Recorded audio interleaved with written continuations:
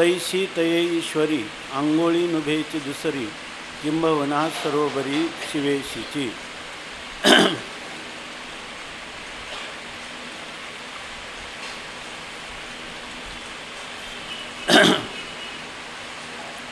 रुक्मिणी प्राण संजीवन भक्तजन वत्सल अकारण करुणावरुणालय अनंत गुणगण निधान परमपिता श्री पंढरीनायक पांडुरंग परमात्म्याच्या असीम अनुकंपेने आपण श्री अनुभवामृत नावाचा संत सम्राट भगवान माऊलींनी रचित असा जो एक आध्यात्मिक विश्वातील अलौकिक अशा प्रकारचं ग्रंथरत्न त्याचं नित्यानंद दीपिका नावाची श्री शिवकल्याण स्वामींनी केलेली टीका, त्या टीकेच्या आश्रयाने यथाशक्ती यथामती चिंतन करीत आपण श्लोक पंचकाच्या रूपाने असणारं मंगलाचरण, शिवशक्ती समावेशन, सद्गुरू वंदना, वाचारुण परिहार, ज्ञान अभेद कथन, अविद्येचं अयथार्थत्व, वाचा सच्चिदानंद पदत्रय विवरण, शब्दखंडन, आज्ञानखंडन, ज्ञानखंडन,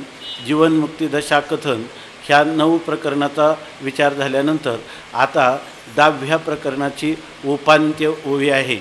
याच्यानंतर एक ओवी येऊन या ठिकाणी अनुभवामृत ग्रंथाची परिसमाप्ती होते. त्या आज आपला या ठिकाणी याचा चिंतनाचा हा समाप्तीचा दिवस आहे. तर ह्या 2 ओव्या राहिलेल्या आहेत.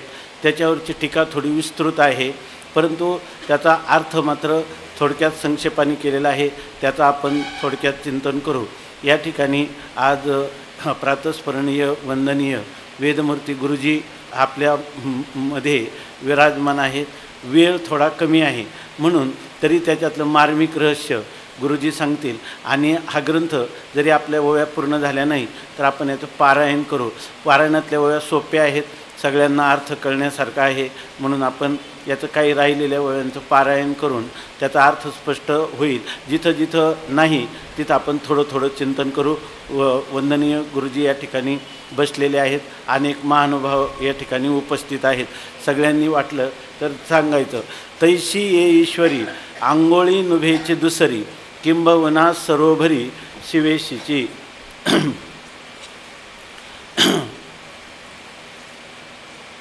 अमृतानुभव ग्रंथाचं महात्म्य या ठिकाणी सांगतात. जसं ग्रंथाचं महात्म्य आहे तसा ग्रंथाचा प्रतिपाद्य विषय जे एकमेवाद्वितीयं ब्रह्म नेह नानास्ति किंचन या स्वरूपस्थितीला प्राप्त झालेला किंवा अनुभूतीला प्राप्त झालेला जो महात्मा आहे, ही प्रातिभानुभूती किंवा अतिंद्रिय अनुभूती शब्दाच्या द्वारा साकार करण्यासाठी माऊलींनी या ठिकाणी निकराचा प्रयत्न केला आहे. त्याच्यामध्ये जो मुमुक्षु असेल, माऊलींच्या दृष्टीनं तर मुक्त मुमुक्षु बद्ध या सगळ्यांना हा अधिकार प्राप्त होईल आणि त्याची अनुभूती प्राप्त होईल अशा प्रकारची ही शब्दरचना माऊलींच्या प्रतिभेतून साकार झालेली आहे. पण या ठिकाणी ह्या ग्रंथाचं जसं महात्म्य आहे तर केवळ ह्या ग्रंथाचं शब्दात्मकतेनं महात्म्य सांगण्यात तात्पर्य नाही. याच्यापासून प्राप्त होणारी जी अनुभूती, ती अनुभूती अवर्णनीय, अतुलनीय, अनुपमेय अशा स्वरूपाची आहे किंवा अनिर्वाच्य स्वरूपाची आहे. आणि या अनुभूतीपेक्षा सा काष्टा सा परागती याच्यापेक्षा जगामध्ये श्रेष्ठ अनुभूती असू शकत नाही. जगात जेवढी आतापर्यंत तत्त्वज्ञान म्हणून ज्यांना संबोधलं जातं तर अशा प्रकारच्या ह्या तत्त्वज्ञानांमध्ये अत्युच्च कोटीचं तत्त्वज्ञान आहे अजातवादाचं, जे वेदांताने उपनिषदांनी ज्याचं प्रतिपादन केलेलं आहे. सर्वात उच्च कोटीची अनुभूती असेल तर ती आधी अजातवादाची आहे. न कश्चित जायते जीवाः संभवश्य न विद्यते एतद उत्तमं सत्यम यत्र किंचिन्न जायते असं त्या ठिकाणी पूज्यपाद गौडपादाचार्य म्हणतात. त्याप्रमाणे ही सर्वोत्कृष्ट असणारी जी अध्यात्मातील अत्युत्कट असणारी अत्युच्च कोटीची असणारी जी भूमिका किंवा जी स्वरूपस्थिती असं ज्याला नाव आहे त्याचं या ठिकाणी वर्णन करतात. केवळ ग्रंथाचं नाही तर ग्रंथांनी जे काही गंतव्य किंवा जे ध्येय किंवा जे ज्ञेय किंवा जे अनुभव्य म्हणून ज्याचं वर्णन केलेलं आहे, जे ज्ञानोबरायांचं मुख्य उद्दिष्ट आहे, त्या उद्दिष्टाची ही स्तुती आहे किंवा त्याचं हे महात्म्य आहे. असं सांगत असताना ईश्वराचं उदाहरण करतात आणि सांगतात, तैशी ये ईश्वरी आंगोळी नुभेची दुसरी किंबहुना सरोभरी शिवेशीची तैशी, म्हणजे पाठीमागे सांगितलं जैशा आकारादी अक्षरा भेटती 50ही मात्रा तैशया चराचरा दुसरे नाही. 50 वर्ण जरी असले तर आकार मूलकच आहेत. ओंकार कालच आपण चिंतन केलं. ओंकारामध्ये आकार उकार मकार ह्या सर्वांचा समावेश होतो. त्याप्रमाणे हे जे ईश्वर स्वरूप आहे त्या ईश्वर स्वरूपाच्या ठिकाणी दुसरी अंगुळी नुभेची, दुसरं कोणतंही बोट किंवा अंगुली निर्देश करता येत नाही. ज्याला आपण एकम एव अद्वितीय असं त्याचं ईश्वराचं स्वरूप सांगतो. किंवा ईश्वर हा सर्वभूतेषु हृद्देशेर्जुन तिष्ठती भ्रामयन सर्वभूतानी यंत्रारूढानी मायया असं जेव्हा वर्णन करतो तेव्हा आपल्या भारतीय संस्कृतीमध्ये सनातन वैदिक संस्कृतीमध्ये एकेश्वरवादाची स्थापना केलेली आहे. जगताची एको देवा हा सर्वभूतेषु गूढः असं त्याचं वर्णन केलं आहे. सर्वव्यापी सर्वभूतांतरात्मा असं एकाच परमात्म्याचं वर्णन केलं आहे. जगाच्या जरी अनेक प्रकारची कारणं ह्या जगताच्या निर्मितीचं कारण किंवा उत्पत्ती स्थिती लयाचं कारण जन्माद्यस्य यतः असं आपण ज्यावेळेला म्हणतो तर ते कारण एकच आहे असं एकेश्वरावादामध्ये सांगितलेलं आहे. ज्या आपण जरी म्हणताना आपण म्हणत असलो माया ही जगताचं परिणामी उपादान कारण आहे, ईश्वर हा अभिन्न निमित्तोपादान कारण आहे, ब्रह्म त्याचं विवर्तोपादान कारण आहे, ह्या प्रक्रिया जरी आपण सांगत असलो तरी या ठिकाणी ईश्वर हा तत्वतः ब्रह्मच आहे आणि तो एकम एव अद्वितीय म्हणजे स्वगत सजातीय विजातीय भेदरहित असंच त्याचं तत्वता स्वरूप आहे. त्यामुळं या ठिकाणी ईश्वराचं वर्णन करताना ईश्वराच्याच ठिकाणी त्याचा अंगुली निर्देश एक असं सुद्धा आपल्याला आपण करतो. परंतु अंगुली निर्देश करण्यासाठी एक असं सुद्धा म्हणता येत नाही, कारण एक जे आहे ते सापेक्ष दोनच्या सापेक्ष असणारा हा एक नसून हा निरपेक्ष केवल रूपाने असणारा एक आहे. म्हणून त्या ठिकाणी अंगुलीचा सुद्धा नुभेची निर्देश करता येत नाही, अंगुली उभारून सांगता येत नाही. म्हणून गुरुवर्य साखरे महाराजांनी त्यांच्या चिंतनामध्ये एक चिंतन लिहिलं की एकदा विद्यार्थ्याला विचारलं ह्या जगताची कारणं किती. त्यांनी सांगितलं जगताचं कारण एकच आहे म्हणजे ईश्वरच कारण आहे. ईश्वर कारणवाद सांगितला. त्यांनी सांगितलं त्या ईश्वरासारखा दुसरा ईश्वर आहे की नाही, किंवा त्या ईश्वरापेक्षा श्रेष्ठ कोणी जगात आहे का असं जेव्हा विचारलं तेव्हा त्यांनी असं सांगितलं ईश्वरासारखा ईश्वरच आहे. आता त्यांनी पहिल्यांदा अंगुळी उभी करून सांगितलं तर एकच ईश्वर आहे. आता त्यांनी बोट पण उभं केलं नाही, कारण केवळ सर्व आहे हे सर्व ईश्वर सर्वम यद आयम आत्मा हे सगळं परमात्म्याचाच महिमा या ठिकाणी निरतिशय व्यापकत्वाने या ठिकाणी परमात्मा सर्व झालेला आहे. त्यामुळं त्याच्या वाचून दुसरा कोणता पदार्थच नाही. त्यामुळं त्याच्यासारखा कोणी किंवा त्याच्यापेक्षा श्रेष्ठ कोणी असणं शक्यच नाही. आता अंगुली निर्देशसुद्धा करता येत नाही. म्हणून किंबहुना सरोभरी शिवेशीची शिवाची किंवा ईश्वराची सरोभरी म्हणजे तुलना करायची झाली तर झाले बहु होतील बहु आहेतही बहु, परंतु या समहा याला म्हणतात शिवेशी सरोभरी. याला म्हणतात त्याला शिवाची तुलना शिवाबरोबरच आहे, परमात्म्याची तुलना परमात्म्याबरोबरच आहे. कारण परमात्म्या वाचून दुसरा पदार्थच नाही तुलना करण्यासाठी सुद्धा. त्याच्या सत्तेतला त्याच्याहून भिन्न असा दुसरा कोणताही पदार्थ नाही. तो केवळ ईश्वरासारखा ईश्वरच आहे. म्हणून किंबहुना फार काय सांगावं शिवेशीच सरोभरी शिवासारखा शिवच आहे. त्याचीच त्याला तुलना करावी लागेल. त्याला दुसरं कोणाची तुलना किंवा उपमा देता येणार नाही. आता टीकाकार सांगतात ईश्वराची संज्ञा दावावी तरी अंगोळी उभारावी तेवी स्वात्मानुभवाची दिवी हेची एक. ते म्हणतात आपल्याला ईश्वराचं दिग्दर्शन करायचं झालं तर एकटा ईश्वर असं म्हणून आपण अंगुलीवर करतो. तसं स्वात्मानुभवाची दिवी हेची एक.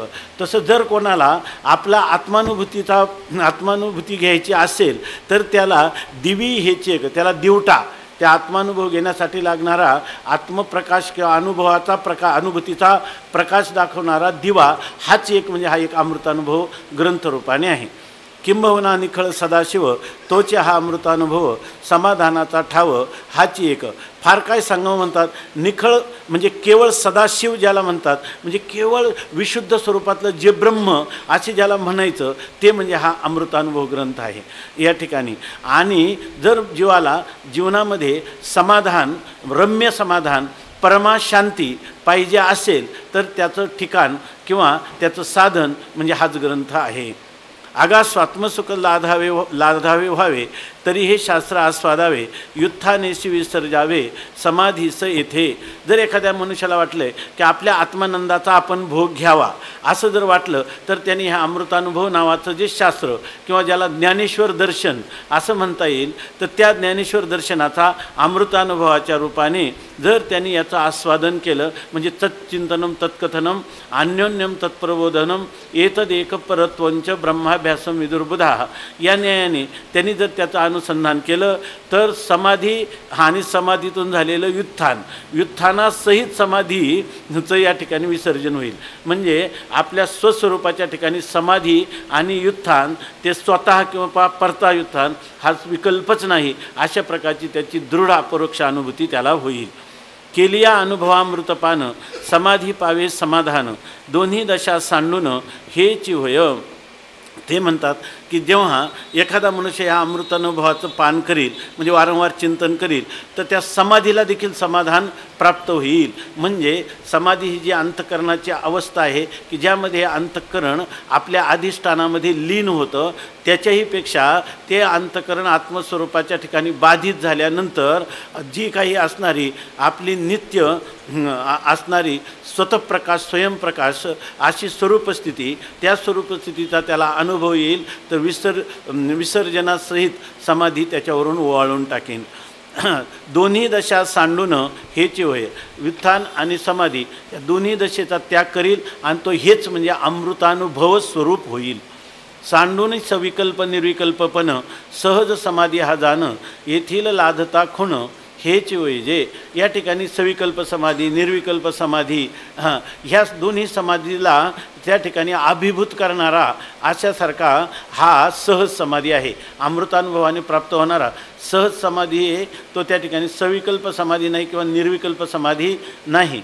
येथील लाधता खुण हेची होईजे. आणि ही खूण आपल्याला हा संकेत किंवा ह्या अमृतानुभवामध्ये प्रतिपादन केलेल्या विषयाचं यथार्थ स्वरूप आपल्याला जर आपल्या ध्यानी येईल तर आपण अमृतानुभव स्वरूप किंवा अनुभव अमृत स्वरूपच आपण होऊन जाऊ. अहो हे आत्मारामैक स्थान आत्मारामाचेच रमण ऐसे बोलोनी उपसंहरण अवसान केले. ते म्हणतात हे जे स्थान आहे ना आत्मारामैक, केवळ आत्मारामाचंच हे स्थान आहे. आणि या ठिकाणी कोण राहतं? फक्त आत्मारामाचंच या ठिकाणी रमण चालू आहे त्या ठिकाणी. आणि असं बोलून आता या ठिकाणी या ग्रंथाचं या ठिकाणी उपसंहार करीत आहेत असं सांगतात. गुरुजी या भूवी संबंधाने थोडं आपल्याला स्पष्टीकरण करते.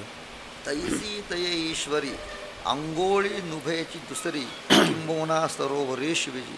तैसी म्हणजे कैसी, हे तैसी म्हणून शब्द वापरलाय. तैसी तये ईश्वरी, त्या ईश्वराच्या ठिकाणी. तैसी तये ईश्वरी, जो ईश्वर कसा आहे तो अंगोळी नुभेची दुसरी. मुळात जगात भेद आहे का? नाही आहे. मग तो एकच सांगण्यामध्ये काय तात्पर्य आहे? जी वस्तू एकच एक आहे तिला एक म्हणून कशाला सांगायचं आहे? जगात दुसरी वस्तू असेल तर एक म्हणून सांगायचं कारण आहे, दुसरी वस्तू नसेल तर एक म्हणून सांगायचं कारणच नाही आहे. पण आमच्यासारख्या लोकांना जो भ्रम झालेला आहे तो भ्रम दूर करण्याकरता म्हणून एकमेवा द्वितीय ब्रह्म सांगतात. तैसी तये ईश्वरी अंगुळी नुभेची दुसरी. मग एकच ईश्वर आणि दुसरा ईश्वरच आहे. पाची अंगुळी ईश्वर स्वरूपच आहेत. माझ्यापेक्षा माझे हात काय निराळे आहेत का? तुम्ही किती जरी बोटं काढली, 5 बोटं आणि 10 बोटं जरी काढली, सहस्र शीर्ष ईश्वर आहे. ईश्वराचं वर्णन कसं केलं आहे? सहस्र शीर्षा सहस्त्राक्ष सहस्त्रपात. तुमचे जेवढे डोळे आहेत हे सगळे ईश्वराचेच आहेत. तुमची एवढी मस्तक आहेत हे सगळे ईश्वरच स्वरूप आहे. अत्यतिष्ठ दशांगुल म्हटलं 10 अंगुळ व्यापून परमात्मा उरलेलं आहे. मग त्याच्यापेक्षा निराळा आणि काय राहिलेलं आहे? निराळा काहीच नाही आहे. तुम्ही जी अंगुळी दाखवाल, हे नाही हे बोट जरी दाखवलं तरी ईश्वरच आहे. दुसरं काय त्याच्यामध्ये? म्हणून ईशानस्तर विद्यानाम ईश्वरस्तर होताना शिवाचं वर्णन पुन्हा पुन्हा करतात. शिवस्वरूप का घेतात? ईशानस्तर विद्यानाम, सगळ्या विद्यांचे ते ईश्वर आहेत.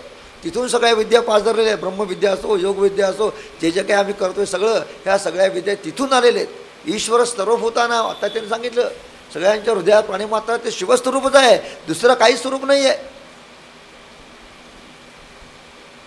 कीटक भ्रमन्याय म्हणजे की वेदांतशास्त्रात न्याय आहे. किंवा तुका म्हणे आळी झाली भिंगोटी, तुका महाराजांनी सुद्धा असं म्हटलेलं आहे. तुका म्हणे आळी जिवे नुरेची वेगळी. हां, जिवे नुरेची वेगळी आणि भ्रमरूप झाले असं काही ते वर्णन आहे त्याचं. कीटके भृंगी. हां, मग त्याचं काय असतं, तो भ्रमर येऊन त्या किड्याला सारखं टोचत असतो, त्यामुळे त्या किड्यासारखं अनुसंधान लागतं की आपल्याला टोचणार आणि त्या अनुसंधानामुळे तो किडा भ्रमर रूप होतो असं थोडक्यात त्याचं शास्त्राच आहे. म्हणजे तो किडा पूर्वी आळीस्त रूप होता आणि तो भ्रमरूप झाला असं त्या सगळ्याचं वर्णन आहे.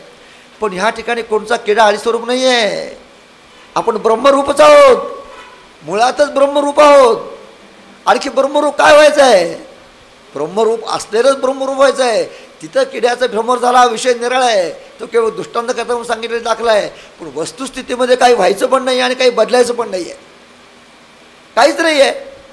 म्हणून ते म्हणतात तशी तशी अंघोळी नुभेची दुसरा अंगूठ आहे कुठे, जे जे दाखवा ते सगळं ब्रह्मरूपच आहे. समीधूता दृष्टीस त्रिभुवनमपी ब्रह्मतनुते. डॉक्टर साहेब हे म्हणतात हे जीवनमुक्त महात्मा आहेत, ब्रह्मज्ञान आहेत, गुरुजीवन बसलेले आहेत, त्यांचं वर्णन सारखं चालू असतं मध्ये मध्ये बरं का. असं का होतं, आम्ही कोणत्या पायाण्यात उभं ते आमचं आम्हाला माहिती आहे, पण त्यांचं असं का होतं, कारण त्यांच्या दृष्टीमध्ये ब्रह्मरूप आलेलं आहे, दृष्टीमध्ये जीवनमुक्तता दिसते आहे, म्हणून सगळे ब्रह्मरूप त्यांना दिसतात. हा त्यांचं वर्णन करण्याचं महात्म्य आहे. म्हणजे आपण मोठे झालं असल्याचा अर्थ नाही. स्वामी महाराज नेहमी म्हणायचे या स्वामी महाराज या म्हणाय, शास्त्री बाबा या बसा बसा, पाठीवर थांब मारायचे, स्वतः हात पण जोडायचे. आम्हाला वाटायचं मी केवढा मोठा आहे, स्वामी महाराज हात जोडतात मला, पाठीवर थांब करतात. पण दुसऱ्या बघितलं स्वामी महाराज गाढवालाही नमस्कार करतात, कारण त्याला दुसरं नाही आहे, दुसरं काही स्वरूपच नाही जगामध्ये, ब्रह्मस्वरूपच आहे. नमस्कार केला काय आणि मारलं काय दोन्ही सारखंच आहेत. असं काय होतं का श्रीकृष्णाचे पायच फक्त चांगले आहेत, बोटं काय एवढी बरोबर नाही आहेत, पिंढे तेवढे चांगले आहेत, डोळे तेवढे चांगले आहेत, हात अजानुभव आहे तेच अनुग्रह करतात किंवा मुखातून गीता सांगतात म्हणून तेच तेवढं चांगलं आहे असं काही नाही आहे. कृष्ण परमात्मा ते सगळंच गोड आहे, सगळंच ज्ञानस्वरूप आहे. सद्गुरूंचं सगळंच ज्ञानस्वरूप आहे, पाय ज्ञानस्वरूप आहेत आणि डोळे ज्ञानस्वरूप नाही, किंवा डोळे मुखकमत तेवढं प्रसन्न आहे आणि पाय चांगले असं काही नाही आहे. उलट त्याच्या पुढे जाऊन सांगतात ते संत चरण राजता लागता सहज वासनेचे बीज, त्यांच्या पायाला लागलेले रजकणसुद्धा ब्रह्मस्वरूप आहेत म्हणून तुमची वासना जाते. पायाला लागलेले चरण बरं का, दुसरे कुठले आणि कुठले, इतकं गुरुस्वरूप, इतकं संतस्वरूप, इतकं ईश्वरस्वरूप पाहिलं पाहिजे. असं त्या तैसे ते ईश्वरी अंघोळी नुभेची दुसरी, सांगायला दुसरं बोट उरतच नाही आहे.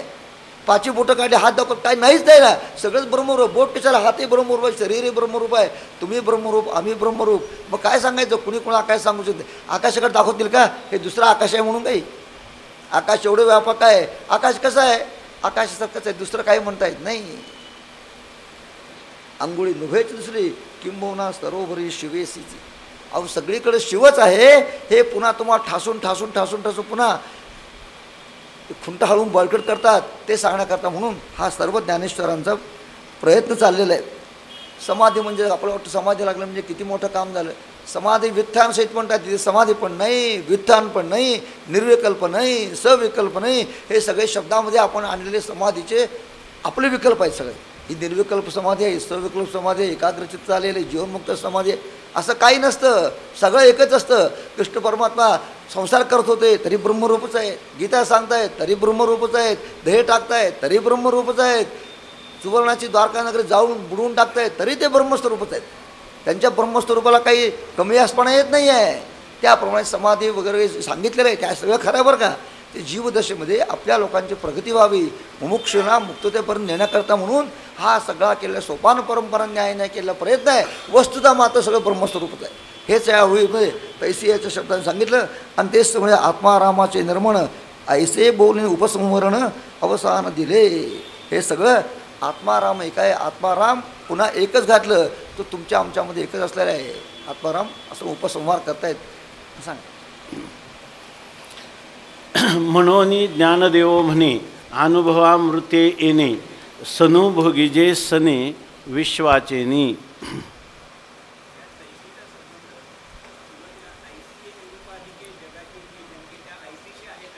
नाही 29 पाठीमागच्या 20 जैसा शब्द आहे ना, जैशा आकारादी अक्षरा भेटती 50 मात्रा, तैसे या चरा चरा दुसरे नाही तैशी ये ईश्वरी. याचा संदर्भ लगेच पाठीमागे. आणि मागं त्यांनी ह्याच सुद्धा सांगितलेलं आहे, अगा आत्मसुखला आधावे तरी हे शास्त्र आस्वादावे. त्याचा अधिकारी सांगितलं इथं. ज्यांना कोणा आत्मसुख मिळवायचे आहे त्यांनी हा अमृतानुभव बसला. इतरांच्या करता नाही अमृतानुभव, इतरांचं आस्वादन घेता पण येणार नाही. अधिकारी सांगितले त्यांनी या ठिकाणी. तेव्हा तैसी म्हणजे अशी ज्याने आस्वाद हवे तैसी, आस्वादाची इच्छा ज्यांना त्यांनी.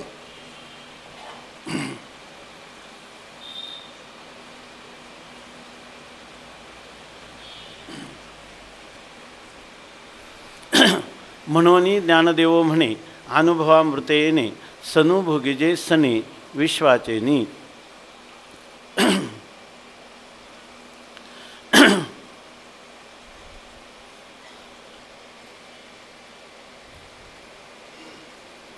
म्हणून ज्ञानदेव म्हणे. आता ही परिसमाप्तीची ओळी आहे. 10व्या प्रकरणाचा उपसंहार होत असताना ज्ञानोबरायांची वाणी या ठिकाणी 20व्याला प्राप्त झालेली आहे. आणि त्यावेळेला ज्ञानोबाराय म्हणतात आपल्या श्रीगुरूंच्या समोर आपल्या ह्या प्रतिभा अनुभूतीचं सर्व वर्णन किंवा तिचा परिचय जीवनमुक्त सिद्ध पुरुषांना होईल तर त्यांना जीवनमुक्तीचं विलक्षण सुख होईल. मुमुक्षुला होईल तर त्या ठिकाणी त्यांची नित्यसिद्ध असणारी मुक्ती त्यांना करतलामलकवत होईल. अशा प्रकाराने हे सर्व झाल्यानंतर ह्या ग्रंथाचं उद्दिष्ट किंवा ह्या ग्रंथाचे पासून ह्या विश्वाला काय उपयोगिता प्राप्त व्हावी ही आपल्या गुरुचरणाजवळ या ठिकाणी ज्ञानोबराय प्रार्थना करतात म्हणा, किंवा या ठिकाणी त्यांच्या अंतकरणात असणारी उत्कट अभिलाषा ह्या ओवीच्या रूपाने अभिव्यक्त झाली. ती कशी झाली की ज्ञानदेव म्हणे, ज्ञानोबराय म्हणतात येणे अनुभवामृते. हा जो अनुभवामृत आहे ह्या अनुभवाचं जे लोक श्रवण मनन निधिध्यासनादी करतील, त्याचं रसास्वादन करतील तर त्यांना विश्वाचेनी सणे सोनू भोगिजे. सगळ्या विश्वाचा सण आहेत, पण विश्वाचा सण म्हणजे सण हा शब्द आनंदवाचक आहे. विश्वामध्ये लोक आनंद भोगतात. कारण काय आहे, आनंदाध्येव खलविमानी भूतानी जयंते. सगळे प्राणी मात्र ते जगतात असं शास्त्रज्ञांचं किंवा काही मनोवैज्ञानिकांचं असं म्हणणं आहे. जर मनुष्याचे संपूर्ण दिवसामध्ये 24 तास राहतच नाही पण दुःखाकार वृत्ती राहील तर त्याला चितेचा अग्नी देण्याची सुद्धा गरज नाही, त्याने तो होरपळून जाईल. कुठंतरी थोडं जरी असलं तरी तुकाराम महाराज म्हणतात दुःख सुख पाहता जवा पाडे दुःख पर्वता एवढे. पण त्या ठिकाणी जवा पाडे का होईना कुठंतरी सुख आहे. आणि त्या सुखाचा अभिलाष म्हणजे हे विषयाचा होणारा आनंद किंवा योगी पुरुषांना सविकल्प निर्विकल्प समाधीमध्ये होणारा आनंद किंवा कर्मापासून प्राप्त होणारं जगातल्या ऐहिक किंवा पारलौकिक सुख किंवा ह्या उपासकाला प्राप्त होणाऱ्या सलोकता स्वरूपता समीपता सायुज्यता ह्या सापेक्ष असणाऱ्या मुक्ती, हे सगळे सणाचेच दिवस आहेत. परंतु ह्या सगळ्या विश्वाच्या सणाने या ठिकाणी सण भोगावा म्हणजे ह्या सणाकडे ह्या अमृतानुभवामधला असणारा निरपेक्ष व्यापक निर्निमित्त निर्विशेष निरुपाधिक स्वतःसिद्ध स्वयंप्रकाश केवल असा असणारा हा आनंद जर त्यांना कळेल तर त्या ठिकाणी सर्व विश्वाचा सण याचा सण भोगील. म्हणजे हा जो आनंद आहे ह्या आनंदाच्या एका अंशाने बाकीचे हे आनंद आहे. म्हणून या ठिकाणी विश्वातले आनंद सगळे सापेक्ष आहे. शब्द स्पर्श रूप रसगंध हे विषयांचा देखील आनंदच आहे त्याच्या ठिकाणी. परंतु उपनिषदामध्ये लिहिलं की हे सगळे जे आनंद आहे ना, सगळे आनंद एकत्र केले तर तरीसुद्धा त्याच्या अनंतपटीनं आनंद एकांतवासी अंतर्मुख ज्याच्या अंतकरण वृत्तीवर ब्रह्मसुखाची अभिव्यक्ती झाली तो जो आनंद आहे तो अनंतपटीनं असतो. याच्या ठिकाणी तर हे वृत्त्यात्मक आनंदालाही सोडून दिलेलं आहे आणि तो केवळ असणारा स्वतःसिद्ध अशा प्रकारचा आनंद की ज्या आनंदामध्ये नेघे उतार चढते त्याच्या ठिकाणी. आणि म्हणायचाच झाला तर तो ज्ञानोत्तर प्रेमलक्षणात्मक भक्तीच्या द्वारा किंवा ज्ञानलक्षणात्मक भक्तीच्या द्वारा नित्य नूतन वृद्धिंगत होणारा आनंद की हा आनंद पाहिला तर या ठिकाणी देवादिकांनी देखील लाळ घोटावी अशा प्रकारचा हा आनंद आहे. तुकाराम महाराज स्वतः ही अनुभूती सांगतात. घोटवीन लाळ ब्रह्मज्ञान्या हाती मुक्ता म्हणजे परोक्ष ज्ञान आदृढ अपरोक्ष ज्ञान किंवा परोक्ष ज्ञान झाल्यानंतरही ज्यांच्या अंतकरणामध्ये आवरणभंग झाल्यानंतरही विक्षेपरूपी प्रतिबंध आणि त्या प्रतिबंधामुळं ज्यांना जर आनंदाची अभिव्यक्ती होत नसेल तर अशा बरोबर ना अशा सगळ्यात घोटवीनं लाळ ब्रह्मज्ञान्या हाती मुक्ता आत्मस्थिती सांडवीनं काय ब्रह्मीभूत काया होतसे कीर्तनी भाग्य तरी ऋणी देवायसा तीर्थभ्रामकाशी सांडीना आळस आणीनं आळस कडू स्वर्गवास करीन भोग, अशा प्रकारचं वर्णन केलेलं आहे. आणि हा आनंद सगळ्या विश्वाला मिळावा. ज्ञानोबरायांचं पसायदान जरी पाहिलं, ते पसायदान आणि ही ओवी यांचं साम्यच आहे. ज्ञानोबरायांना सगळं जग आनंद. आता विश्वात्मके देवे येणे वाग्यज्ञ तोषावे, तोषोनी मज द्यावे पसायदान. हे ज्ञानोबरायांना या ठिकाणी म्हणून सांगतात की मुक्त मुमुक्षुबद्ध हा तववरी योग्यता भेद अनुभवामृत आस्वाद विरुद्ध जव, अशा प्रकारचं माऊलींची कल्पना आहे. माऊली का म्हणतो आपण? माऊलींना कोणताही मानव मात्र हा यत्किंचितही दुःखी असू नये. दुःख संबंध रहित सुखाची सर्वांना अभिव्यक्ती व्हावी, यासाठी माऊलींचं अंतकरण हे करुणेनं ओथंबलेलं अंतकरण आहे. त्यामुळं ह्या ग्रंथाची परिसमाप्तीमध्ये देखील ज्ञानोबराय म्हणतात, म्हणून ज्ञानदेवो म्हणे अनुभवामृते येणे सनुभोगीजे सणे विश्वाचे नी.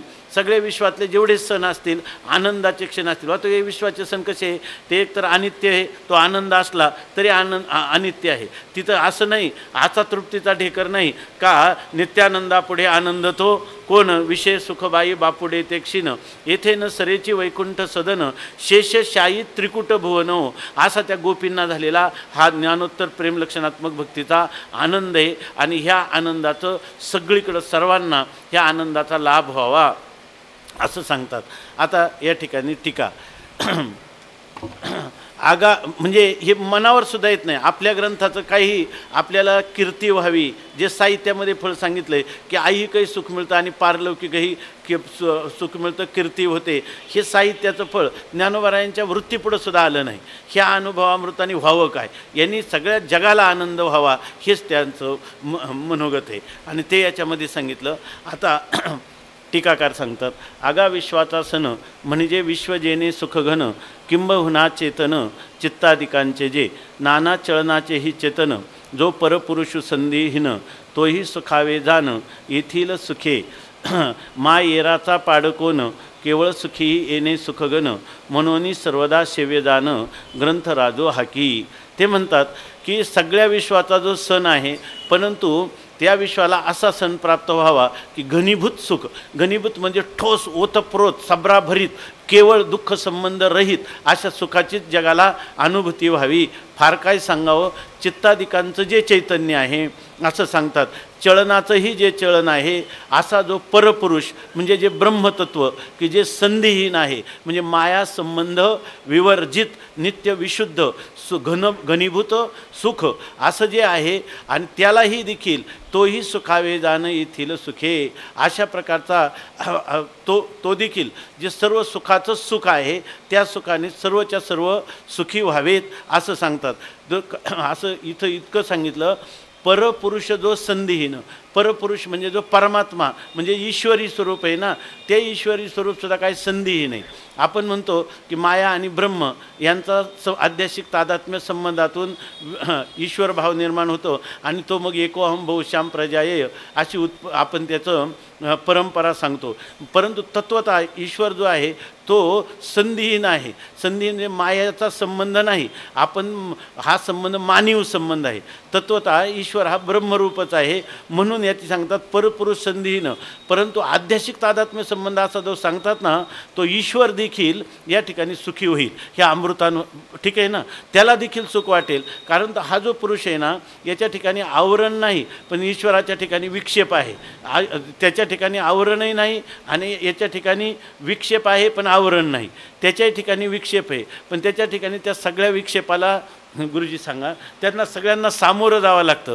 पण हा विक्षेपहित चैतन्याच्या ठिकाणी विक्षेप कालात विक्षेपाचा त्रैकालिक अत्यंताभाव आहे असं समजून जीवनमुक्तीचं विलक्षण सुख हा भोगतो. त्यामुळं त्या ईश्वराला देखील याच्याकडे पाहिल्यावर सुख वाटतं. काय हा महापुरुष या ठिकाणी विक्षेपातपणाला विक्षेप वाटत नाही. मला असं करता येत नाही, मला सगळी मडकी घडवायची ती घडवावीच लागतात. त्याच्यामध्ये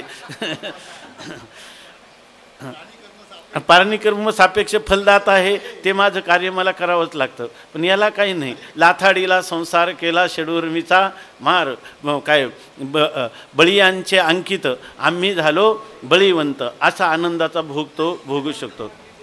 तुका म्हणे आम्ही देवाहुनी बळी राहिलो निराळी ठेवणी आशा असं सांगतात. मा येराचा पाड कोण केवळ सुखी येणे.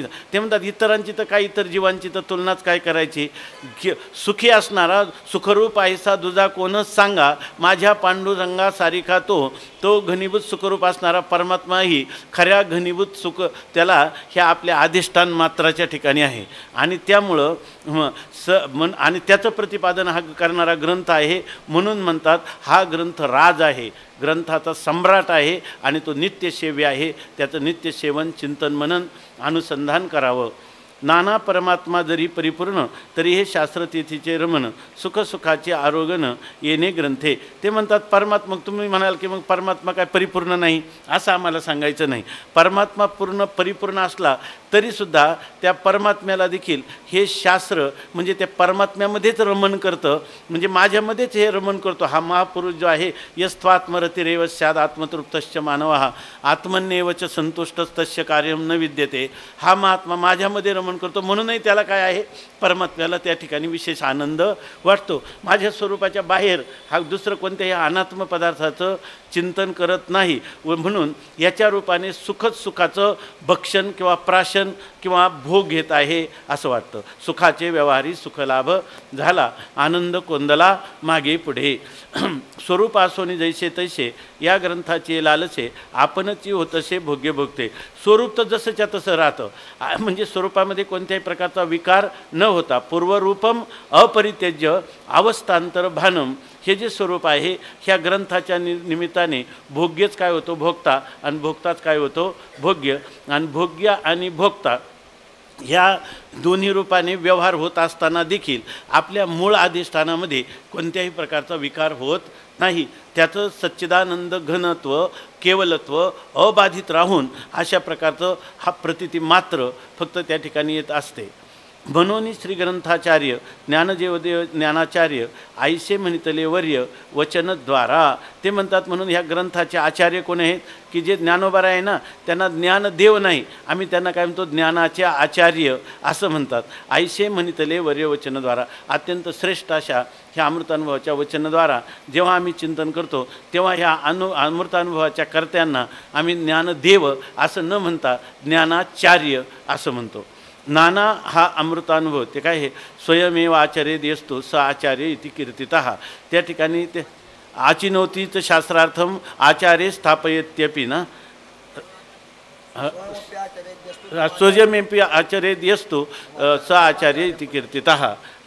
अशा प्रकारची स्थिती आहे. म्हणून आम्ही श्रुती स्मृतीचे अर्थ आपणची होनी मूर्त अनुष्ठाने जगादेत वडील जे दे म्हणून आम्ही त्यांना आचार्य असं म्हणतो.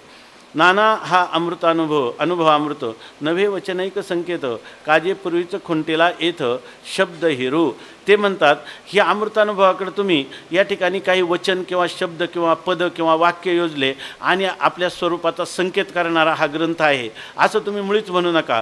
कारण काय याच्या ठिकाणी पूर्वीचं शब्द हिरू खुंटीला येतं. आम्ही अगोदरच शब्दाचं खंडन केलं आहे, त्यामुळं आता शब्दाच्या द्वारा ह्या ग्रंथाचं महात्म्य जर तुम्ही मापन करण्याचा प्रयत्न करणार तर असं काही याच्याकडे पाहू नका.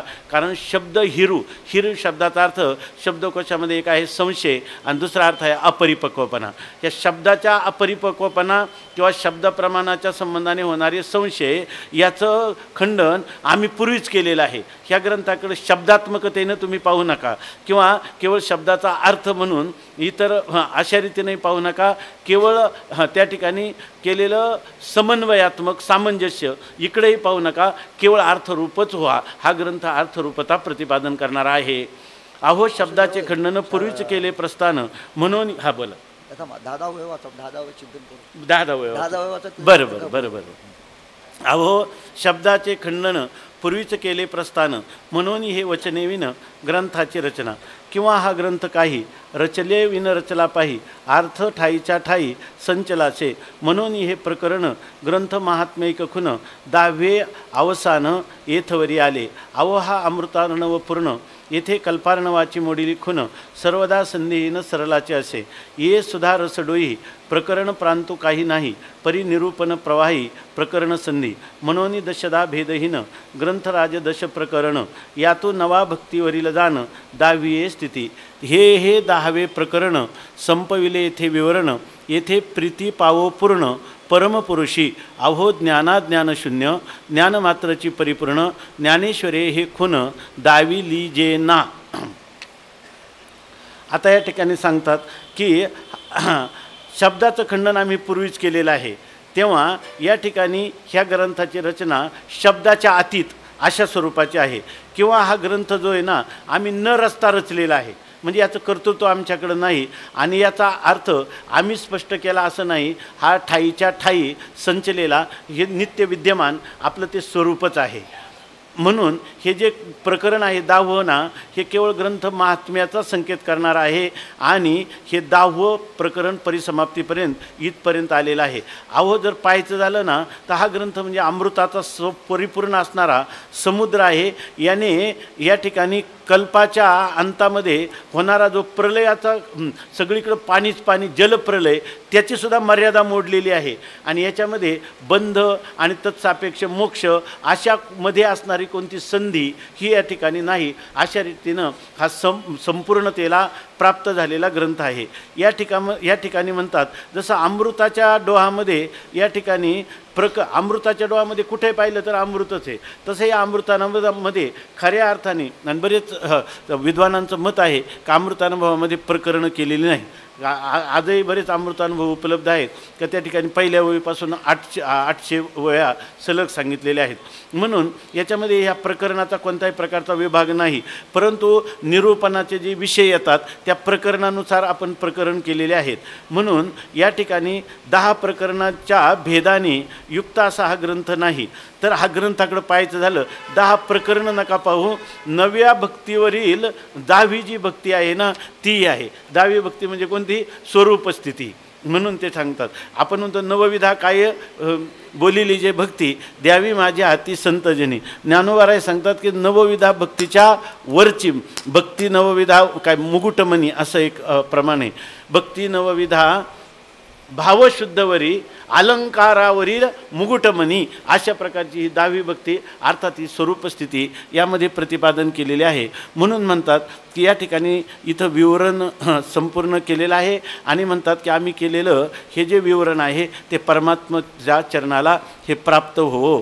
आता सांगतात की जे ज्ञान आणि अज्ञान यांनी दोन्हींनी विवर्जित असणारं केवळ परिपूर्ण अशा प्रकारचं देशकाल वस्तू परिच्छेद रहित स्वगत सजातीय विजातीय भेदरहित असं केवळ परिपूर्ण ज्ञान मात्र आणि त्या ज्ञानमात्राची खूण किंवा संकेत किंवा स्वरूप हे ज्ञानोबारायांनी या ठिकाणी सांगितलेलं आहे. 10 वेळ म्हणून ज्ञानदेव म्हणे अनुभवामृत येणे सणुभोगी जे सणे विश्वाचने म्हटलं. सणुभोगी जे सणे विश्वाचने पुढचं उत्तरार्ध जो आहे तो फार महत्त्वाचा आहे. अहो सण करण्याकरता समोर विश्व पाहिजे ना, कोणतरी पाहिजे ना सण साजरा करायला.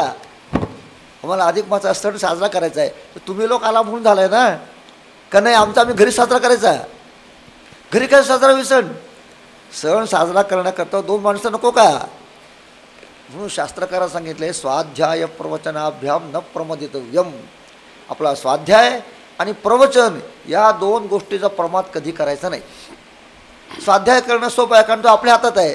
ज्ञानेश्वरी पाठ करणं, ओवी म्हणणं, तुकाराम ग्रंथ पाठ करणं, रोजचं अनुष्ठान करणं, स्नान संध्या करणं ते सोपं आहे, आपलं करणं येते. पण प्रवचन जे आहे त्याच्याकरता मात्र विश्व पाहिजे समोर. ज्ञानेश्वर महाराजांनी अनुभवामृत लिहिला म्हणजे काय, और समोर ऐकणारे श्रोते आहेत आणि मग त्यांना आनंद आलेला उत्साह. त्या शोकाचा उत्साह येईल. विश्व ब्रह्मरूप आहे खरी गोष्ट आहे, पण त्या ब्रह्माचा आस्वादन घेणारी शब्दरूप ब्रह्म आहे. त्या शब्दरूप ब्रह्माचा आस्वादन घेणारे शब्दरूप असणारे श्रोते मंडळी समोर पाहिजेत ना, ब्रह्मरूप असणारे. तर उभयताना आनंद आहे. त्याचा बर्फ आहे नुसता ठेवला, पण ठेवला तर तो पाझरत असतो आपोआप बरं का. त्याला सांगावं लागत नाही पाझर म्हणून. त्याचीच पुढे गंगा होते, जगाला पवित्र करत जाते. ही गोष्ट खरी आहे. त्याप्रमाणे हा ग्रंथ कसा आहे, सणुभोगी जे सणे सणानेच सण भोगायचा आहे. आणि विश्वाचेनी म्हणतात समोर विश्व आनंद रूप आहे. ते आनंदरूप तुमचंच आनंदरूप तुम्हाला द्यायचं आहे आणि त्या आनंदामध्ये आपणही स्वतः निमग्न व्हायचं आहे, असा हा स्वाध्याय प्रवचनाचा संबंध आहे या ठिकाणी. डॉक्टर महाराज एकटे प्रवचन सांगा पाहिजे, समोर ऐकायला श्रोते त्यांना आनंद दिला की सांगायला, त्यांना कदाचित दिले समोर भिंतीसमोर बसून चिंतन करतात तेव्हा त्यांना कदाचित आनंद येईल म्हणतो मी. पण तुमच्यासारखे लोक जर असले, वक्ता तो वक्ता नव्हे म्हणतात, श्रोते निवीण, श्रोते समोर असतील तर वक्त्याला ब्रह्मरूपता प्रकट होते शब्दामध्ये, श्रोते समोर जर नसतील तर ब्रह्मरूपता कशी प्रकट होणार. म्हणून विश्वाचेने म्हटलं त्याने मुद्दाम, हा सणभोग जे सणे विश्वाचेने, विश्वही ब्रह्मरूप आहे, हे शब्दही ब्रह्मरूप आहेत, ऐकणारे ब्रह्मरूप आहे, सांगणारे ब्रह्मरूप आहे. मग त्या शब्दाला ब्रह्मरूप आलेलं बघून अहो सूर्ययुगदावर कमळं फुलतात, कमळ फुललेलं बघून सूर्याला आनंद होतो आणि कमळाला आनंद होतो. सूर्याशिवाय कमळ फुलत नाही ही गोष्ट खरीच आहे, पण सूर्य काय कमळ फुलवत नाही, त्याच्या अस्तित्वाने कमळ फुलतं आणि कमळ फुलल्यामुळे विश्वाला आनंद येत होतो. तसं हे सांगतायत त्या सांगणाऱ्यांच्या मुखातून जो की ब्रह्मरस पाझरतोय तो ब्रह्मरस विश्वाचेने म्हणतात, समोर विश्व आहे म्हणून ब्रह्मरस पाझरते, समोर ऐकणार असतील तर होणार नाही. म्हणून सणुभोगी जे सणे विश्वाचेने, समोर विश्व आहे आणि म्हणून मला तो आज तो सणाचा आनंद मी उपभोगू शकतो. बाकी त्यांनी पुढे सांगितलं, म्हणून श्री ग्रंथाचार्य म्हणतात, हा सगळ्या ग्रंथाचा आचार्य आहे. त्यांनी ज्ञानेश्वर पण लिहिलेलं आहे, पण ज्ञानेश्वरला ग्रंथाचार्य म्हटलेलं नाही, ते माऊलीचं ओवी म्हणतात त्या ठिकाणी. त्या सगळ्या माऊलीच्या ओव्या आहेत. म्हणजे त्या आईच्या स्वरूपातलं आईचं दूधच बाहेर पडलेलं आहे. पण आई दोन प्रकारची असते, एक जन्मदात्री असते आणि एक गुरुमाऊली असते. जन्मदात्री जन्म देते, मोठं करते, बा संपलं, तिचं कर्तव्य संपलं. पुढे गुरुमाऊली जी आहे ती पण दूधच देतेच आहे, पण ती ज्ञानाचं दूध पाजून तुम्हाला ती जन्म देते, पण जन्म मृत्यूपासून सोडवणारी गुरुमाऊली आहे. म्हणून ज्ञानेश्वर कसे आहेत, ते आचार्य पण आहेत आणि माऊली पण आहेत. म्हणून हा ग्रंथ कसा आहे, श्री ग्रंथाचार्य ज्ञानदेव ते ज्ञानाचार्य म्हणतात. तिथं माऊली पण बसले असताना पान करवायला मोठ्या प्रेमाने भक्तीने. इथं भक्ती बिक्ती काही नाही बरं काय, सर्व मिथ्या म्हणतात, काही नाही. कुठलं काय आलेलं आहे. आचार्याने एका ठिकाणी म्हटलेलं आहे, सर्व विष्णुमय जरी असलं सर्वस्या सिद्धत्वे, भेदाने सगळं सिद्ध असल्यामुळे वैकुंठा दिवशी नित्यत्वमतीर भ्रमयो मूळ बुद्धीनाम. वैकुंठ नित्य आहे, कैलास नित्य आहे, भगवान नित्य आहेत, हा सगळा मूळ बुद्धी लोकांचा भ्रम आहे. का कैलासात वैकुंठ नाही आहे, वैकुंठात भूलोक नाही आहे, हा भेद प्रत्यक्ष आहे या ठिकाणी.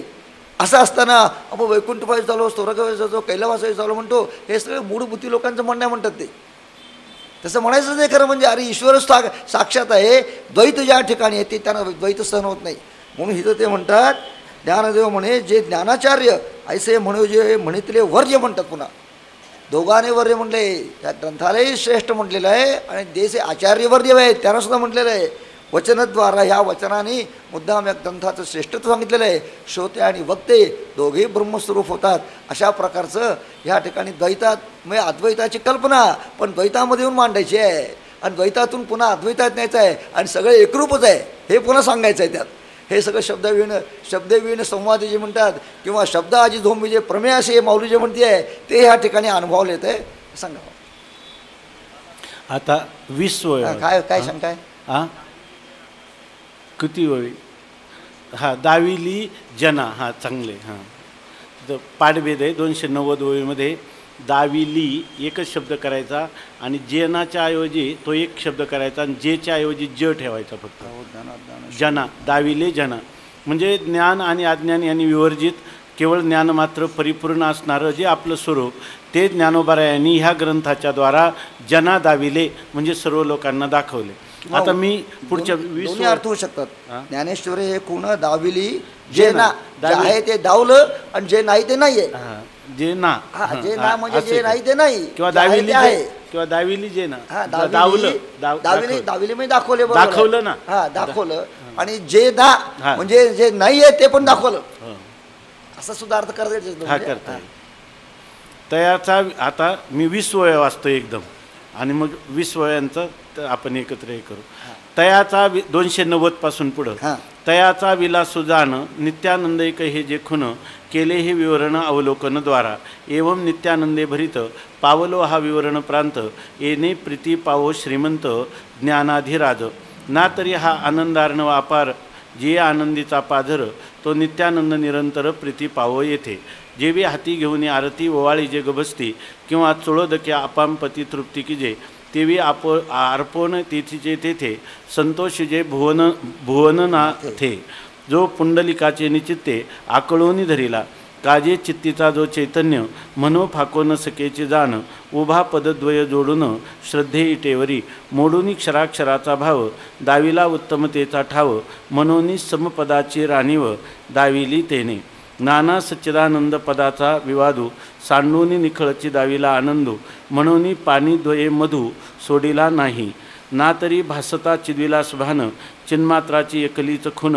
म्हणून पितांबराचे पांघरुण केले देवे नाना पितांबराची झळाळ तोडी अंधकाराचे मुळ जेवी रवीचे रावळ न सेविते तम आता संतोषाची खुन काळत्रयी नव्हे अविच्छिन्न म्हणून सर्वदा हास्यवदन प्रसन्नोन्मुख तैसेची मात्र दृष्टेपण तेथे नाही मिळन नाना देखना कमळनयन देखणेचे मात्र मनोनी टवकारलेनी नयने नयनी गोविली मुनिमने येथे नयनाचीच झने धराल खुन अव हा नयनाचाही नयन ना तरी श्रवणाचाही श्रवण ना तरी सकळ ही जाण सकळ न होनी होये यावरी मस्तकाची पदवी ते कैसेने आता वर्णावी तमे वाळी जे रवी हे काय घडे अहो पावता ठावो पराधिका झाले ते पराधिका असेल ते पराधिका पाहिजे तिथं पराधिका तर पराधिका असं आहे बरोबर ना पराधिका कैचा उगवो आता वर्णनाचा प्रस्ताव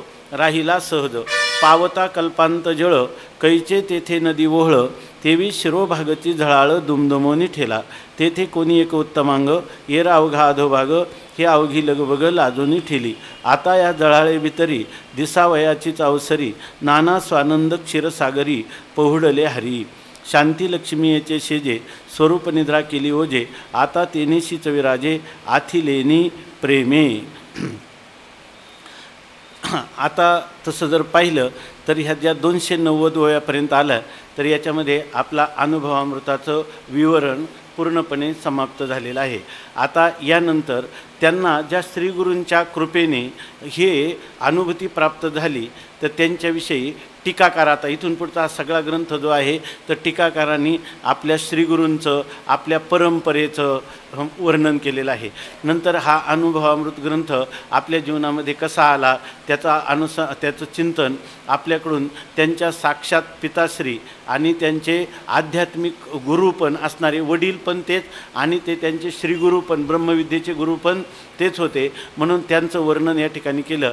आणि यांच्या परंपरेमध्ये पांडुरंग परमात्म्याची भक्ती यांच्या घराण्यामध्ये परंपरेनं चालत आल्यामुळं आणि हा ग्रंथ लिहिण्याच्या पूर्वी त्यांनी काही काळ पंढरपूरला वास्तव्य केलं आणि ग्रंथाची समाप्तीसुद्धा पंढरपूरला केलेली आहे. त्याचं काही चिंतन आहे. या सगळ्या वयांचं आपण एकत्रित पारायण केलं. आता ह्या 20 वयांचा साधारणपणे धावता भावार्थ पाहू पूर्ण पारायण करू आणि मग त्याचं जे काही संक्षेपामध्ये याच्या सुरुवातीलाच त्याचं थोडं परंपरेचं लिहिलेलं आहे ते मी वाचून दाखवतो आणि त्याच्यानंतर गुरुजी त्याची समाप्ती करतील.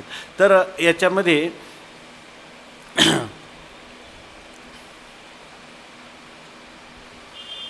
आता गुरुवर्य सावकार महाराज म्हटले कालही काही जणांनी सांगितलं की ह्याच्यानंतर काय. आता समजा जणू काही आपला अनुभवामृत संपन्न झाला समाप्त असं समजलं तर याच्यानंतर काय अशा प्रकारचं जर वाटलं त्याचे 2 पर्याय साधारणपणे असं करता येतात की आपण पुन्हा काय हे झाल्यावर पुन्हा तच्चिंतनम तत्कथनम हेच करायचं. आणि खरी ज्याला ह्या अमृतानुभवाची लज्जत लागली तर त्याला तुम्ही दूर जरी केलं तरी तो जाणार नाही. आपल्या भारतात थोडक्यात सांगतो आणि जणू काय आपली परिसमाप्ती झाली असं समजून गुरुजींची जी वाणी आहे ती वाणीच आपल्याला आशीर्वादात्मक अशा प्रकारची ठरणार आहे. तर त्यामध्ये असं सांगतात की आपलं भारत देशामध्ये निष्काम कर्मयोगाची जी काही वेदाने दिलेली शिकवण आहे तिचं अनुसरण करणारे आपण आहोत. पण आपण फक्त ह्या संस्कृतीचे गोडवे गातो. परंतु खऱ्या अर्थाने आता जर पाहिलं जेवढे अध्यात्माकडं लोक आहेत याच्यात सकाम जरी कोणी कर्म करत असेल उपासना करत असेल तर संख्या जास्त कोणाचे सकाम कर्म सकाम उपासकांचे. साधं मोक्ष फलपर्यवसायी होणारं निष्काम कर्म ज्याला क्रमसमुच्चयाने आपण करावं परंपरेने असं सुद्धा जास्त लोक नाही. अशी खरी आपल्या भारताची स्थिती. त्यापेक्षा ज्या लोकांना अशा प्रकारचं धर्मशास्त्र विधिनिषेध ज्याचं ज्ञानही नाही केवळ नीती सिद्धांताला अनुसरून किंवा देशाभिमान धरून जे लोक कार्य करतात, आपले जगातले असणारे विश्वातले देश, ते सुद्धा देश आपल्यापेक्षा श्रेष्ठ आहेत असं दिसतं. विवेकानंद रामतीर्थ यांनी जेव्हा संपूर्ण विश्वाचा दौरा केला तेव्हा त्या काळात, पारतंत्र्याच्या काळात त्यांनी म्हटलं त्याच्यापेक्षाही आता तर अधिक अधपतनाकडे आपण चाललेलो आहोत. तर आता जपान नावाचा देश आहे, अत्यंत छोटा देश आहे. असं सांगतात की महाराष्ट्र एवढा तो देश आहे किंवा थोडासा मोठा आहे, आणि त्याच्यामध्ये सगळ्या जगामध्ये त्याची ख्याती आहे. जगामध्ये त्यांनी भौतिक विज्ञानामध्ये इतकी प्रगती केलेली आहे की सगळ्याच अंगाने. तर त्याचं कारण असं आहे की तिथं 8 तासाची ड्युटी असते. 8 तासाची ड्युटी झाली की सगळ्या लोकांना काय सांगतात की मी आता कंपनीतून घरी जा. पण त्या लोकांना वाटतं की घरी जाऊन काय आपण झोपा काढणार किंवा काहीतरी टी व्ही पाहणार. ते काय करतात, सुट्टी घेतात, बाहेर येतात, थोडा नाश्ता करतात आणि पुन्हा जातात कंपनीत आणि म्हणतात आम्हाला काम द्या. आता पुन्हा त्यांना ओव्हर टाईम नाही, आपल्याकडं ओव्हर टाईम मिळावं म्हणून संप करणारे लोक आहेत, आणि तिथं ते म्हणतात की आम्हाला काम द्या. तर त्या देशाने असं हे केलं की त्याच्या आरोग्यावर होणारे परिणाम, जर 14 तासापेक्षा अधिक काम केलं तर त्याच्यामुळं काही दुसरे शारीरिक परिणाम होतात. तर त्यामुळं कोणी कामगार मागितलं किती त्यांनी विनंती केली तरी त्याला काम द्यायचं नाही. ठराविक 10 तास किंवा 12 तासापर्यंतच काम द्यायचं असं त्यांनी केलेलं आहे. मग ते जपानचे लोक बाहेर येतात आणि पुन्हा कुठं जातात, कंपनी जातात. तसं आपला अमृतानुभव संपला का जपानच्या लोकांसारखं पुन्हा कुठे यायचं, अमृतानुभवाचंच यायचं. असं एक त्याच्या ठिकाणी पर्याय आहे. दुसरा पर्याय असा आहे की या ठिकाणी जर आपण अमृतानुभवाचं वारंवार चिंतन केलं तर आता गुरुजींनी सांगितलं त्याप्रमाणे या ठिकाणी आपण एकमेकाशी चर्चा करू शकतो, किंवा कोणी असेल तर त्याला आपण फक्त आपल्याला कोणीतरी गिऱ्हाईक पाहिजे समोर बोलण्यासाठी. कोणी जर असलं तर त्याच्याबरोबर चिंतन करत राहायचं. स्वाध्यायाबरोबर झाला पाहिजे. हां, स्वाध्याय आपला झाला पाहिजे. याच्यासाठी हे एक आपण केलं पाहिजे. त्याच्यासाठी एक ही जे विद्या आहे जर खरंच आपल्याला ही आनंददायी असेल तर आपण ही प्रवाहित पण ठेवली पाहिजे. हे आपली जबाबदारी आहे म्हणा, किंवा खरं जर आपल्याला कळलं, जसं आईला गोड काही पदार्थ केला तर तो कोणाला द्यावा वाटतो, आपल्या मुलाला पहिल्यांदा द्यावा वाटतो. तसं हे सर्व जे विश्व आहे ते जर माझंच स्वरूप आहे, सर्व मानव मात्र हे माझेच अवयव आहेत. तुका म्हणे एका देहाचे अवयव सुखदुःख जीव भोग पावे. हे जर सगळे आपलेच अंग आहे तर या ठिकाणी आपल्या सुखाने ते काय, आपल्याला ज्याने सुख मिळालं त्यानेच त्यांना सुख मिळेल आणि ते सुख त्यांना दिलं पाहिजे. आणि जेणेकरून आपल्याला जे दुःखकारक होतं ते जर अनुकरण करतील तर त्यांनाही दुःख होईल. त्याच्यापासून त्यांची परांमुखता केली पाहिजे. यासाठी आपल्याला हे ज्ञान जे आहे तर ते असं समजायचं नाही की आपल्याला अनुभूतीला आलं नाही. हे करता करताच आपल्याला याच्यातून इतकं अदृष्ट निर्माण होईल की त्या ठिकाणी आपली वृत्ती आपोआप अंतर्मुख होईल. आणि या ठिकाणी विधी निषेध कर्म उपासना द्वैत किंवा व्यवहार ह्या ज्या गोष्टी आहेत त्या सगळ्या गोष्टी आपोआप वजा होऊन आपल्याला या ठिकाणी जिथं सर्व संग परित्याग आहे असं जे आपलं स्वरूप आहे निर्विकार, त्या स्वरूपात सहजच स्थिती होईल. तदा द्रष्टू स्वरूपे अवस्थानम. ही स्थिती जी आहे हे तच्चिंतनम तत्कथनम करतानाच होईल. याच्यासाठी एक त्यांनी उदाहरण दिलं. आता मला अब्राहम लिंकन म्हणून अमेरिकेचा पहिला राष्ट्राध्यक्ष होता. त्या राष्ट्राध्यक्षाला काय झालं की त्याची गरिबी होती, आणि गरिबी असताना त्यांना $25 आवश्यकता पडली काही शिक्षण कालामध्ये कुठंतरी. म्हणून त्यांनी एका श्रीमंताने त्यांना ते $25 दिले. नंतर ते राष्ट्राचे अध्यक्ष झाले. त्यांना त्यावेळेला ज्या माणसाने आपल्याला वेळेला मदत केली तर त्या मदत केलेल्या पुरुषाला आपण त्याची कमीत कमी कृतज्ञता आणि त्याचे पैसे परत केले पाहिजे. म्हणून ते त्याच्याजवळ गेले आणि त्याला ते $25 द्यायला लागले. ते $25 त्याला देत असताना त्यांनी सांगितलं मी राष्ट्राचा अध्यक्ष झालो, याच्यामध्ये बरंचसं हात तुमचा आहे. तुम्ही त्या योग्य वेळेला मला मदत केली नसती तर माझी उभारी इथपर्यंत आली नसती. तेव्हा त्यांनी सांगितलं काही हरकत नाही, पण तू असं कर ना, हे जे मला देत होता ना असंच कोणी आडले भेटलेल्याला हे $25 दे. आणि ती $25 दिल्यामुळं ती $25 पद्धती अमेरिकेत आजपर्यंत चालू आहे की एका माणसाला दिलं, त्यांनी दुसऱ्याला दिलं, त्यांनी तिसऱ्याला दिलं. अशा प्रकारची आज काही 150 वर्ष झालं ती परंपरा चालत आहे. तशीच ही ज्ञानाची परंपरा आहे. हे सगळं सांगत असताना मला बऱ्याच गोष्टी आहे, पण त्यांना जर भावनात्मकता आली तर मला बोलता येणार नाही, म्हणून जास्त बोलत नाही. पण हे अमृतानुभवाची स्वामींच्या उपस्थितीत शेवटची आवृत्ती जेव्हा झाली त्यावेळेला त्यांना हार्ट अटॅक आलेला होता आणि अमृतानुभव त्यांनी सांगितलं लवकर करा. 7व्या प्रकरण झाल्यावर ते म्हणे मी आहे तोपर्यंत आता माझा एक पाय स्वर्गात आहे, एक पाय पृथ्वीवर आहे, तर तुम्ही लवकर. त्याच्यानंतर स्वामी जवळजवळ 8-9 वर्ष राहिले, पण ते म्हटले की आता हे लवकर करा. आणि मग आम्ही त्यांना मौन धरायला लावलं. त्यावेळेला मग त्यांनी मौन धरलं, पण ते म्हणे माझ्यासमोर वाचा तुम्ही. या ठिकाणी श्रोत्रिय ब्रह्मनिष्ठ गुरुजींच्या मुखातली वचनं जी काही संग्रहित केलेली आहे तोच आमची टीका आणि तेच आमचा अमृतानुभव. मूळवयांचा अर्थ कोण पाहते, याच्या शब्दाचा अर्थ काय, अन्वय काय, यांचं तर आयुष्य गेलं आहे त्याच्यामध्ये. मूळवयाचा अन्वयाचा अर्थ तुम्ही कधी जास्त गंभीर विचार केला का? विचारसुद्धा करायचा नाही. गुरुजींचे शब्द हाच अमृतानुभव आहे असं समजून हा अन्वय, हाचा अन्वय, हाचा अर्थ, हाच त्याची प्रक्रिया आणि हाच त्याचा सिद्धांत, अशा प्रकारचं होतं. तर स्वामी महाराजांनी शेवटच्या वेळेला मौन होतं. तर त्याने अशा बऱ्याच खुणा केल्या. त्या खुणावरून तिथं चांडोळे अण्णा होते. ते म्हटले असं आहे की स्वामी महाराज म्हणतात की मी तुमच्यावर किती उपकार केले, आता तुम्ही माझ्या ऋणातून कशाने उत्तीर्ण होणार, असा तो आशय ते म्हटले. तर आम्ही म्हटलं की आम्ही काही कशातूनच आपल्या ऋणातून उत्तीर्ण होऊच शकत नाही. मग त्यांनी काय केलं की ते पुन्हा अशा अनेक खुणा केल्या. तर त्या खुणा कळाल्या नाही. मग त्यांनी पेन मागितला. माझ्या अमृतानुभवावर त्यांनी लिहून दिलं की मी शिकवलेलं जर तू दुसऱ्याला शिकवलं नाही तर तू ब्रह्मराक्षसाच्या जन्माला जाशील. आणि त्या भीतीनं आम्ही हे सांगतो. हे काही कोणासाठी असं नाही. मला अजून भीती वाटते. जन्माचा अभाव आहे, मरणाचा अभाव आहे, कोणत्या प्रकारच्या योनी नाहीत. आत्मस्वरूपाच्या ठिकाणी ज्ञान हे वस्तुतंत्र आहे, त्या ठिकाणी ते कर्तृतंत्र नाही. इतकं ऐकलं तरी मनात धस्स होतं की ब्रह्मराक्षस झालं तर काय असं. म्हणून ह्या चिंतनाचं आपण जे काही विचार आहे तर अशा प्रकारचा करायचा, एवढाच याचा अर्थ आहे. याच्या पलीकडे काही नाही.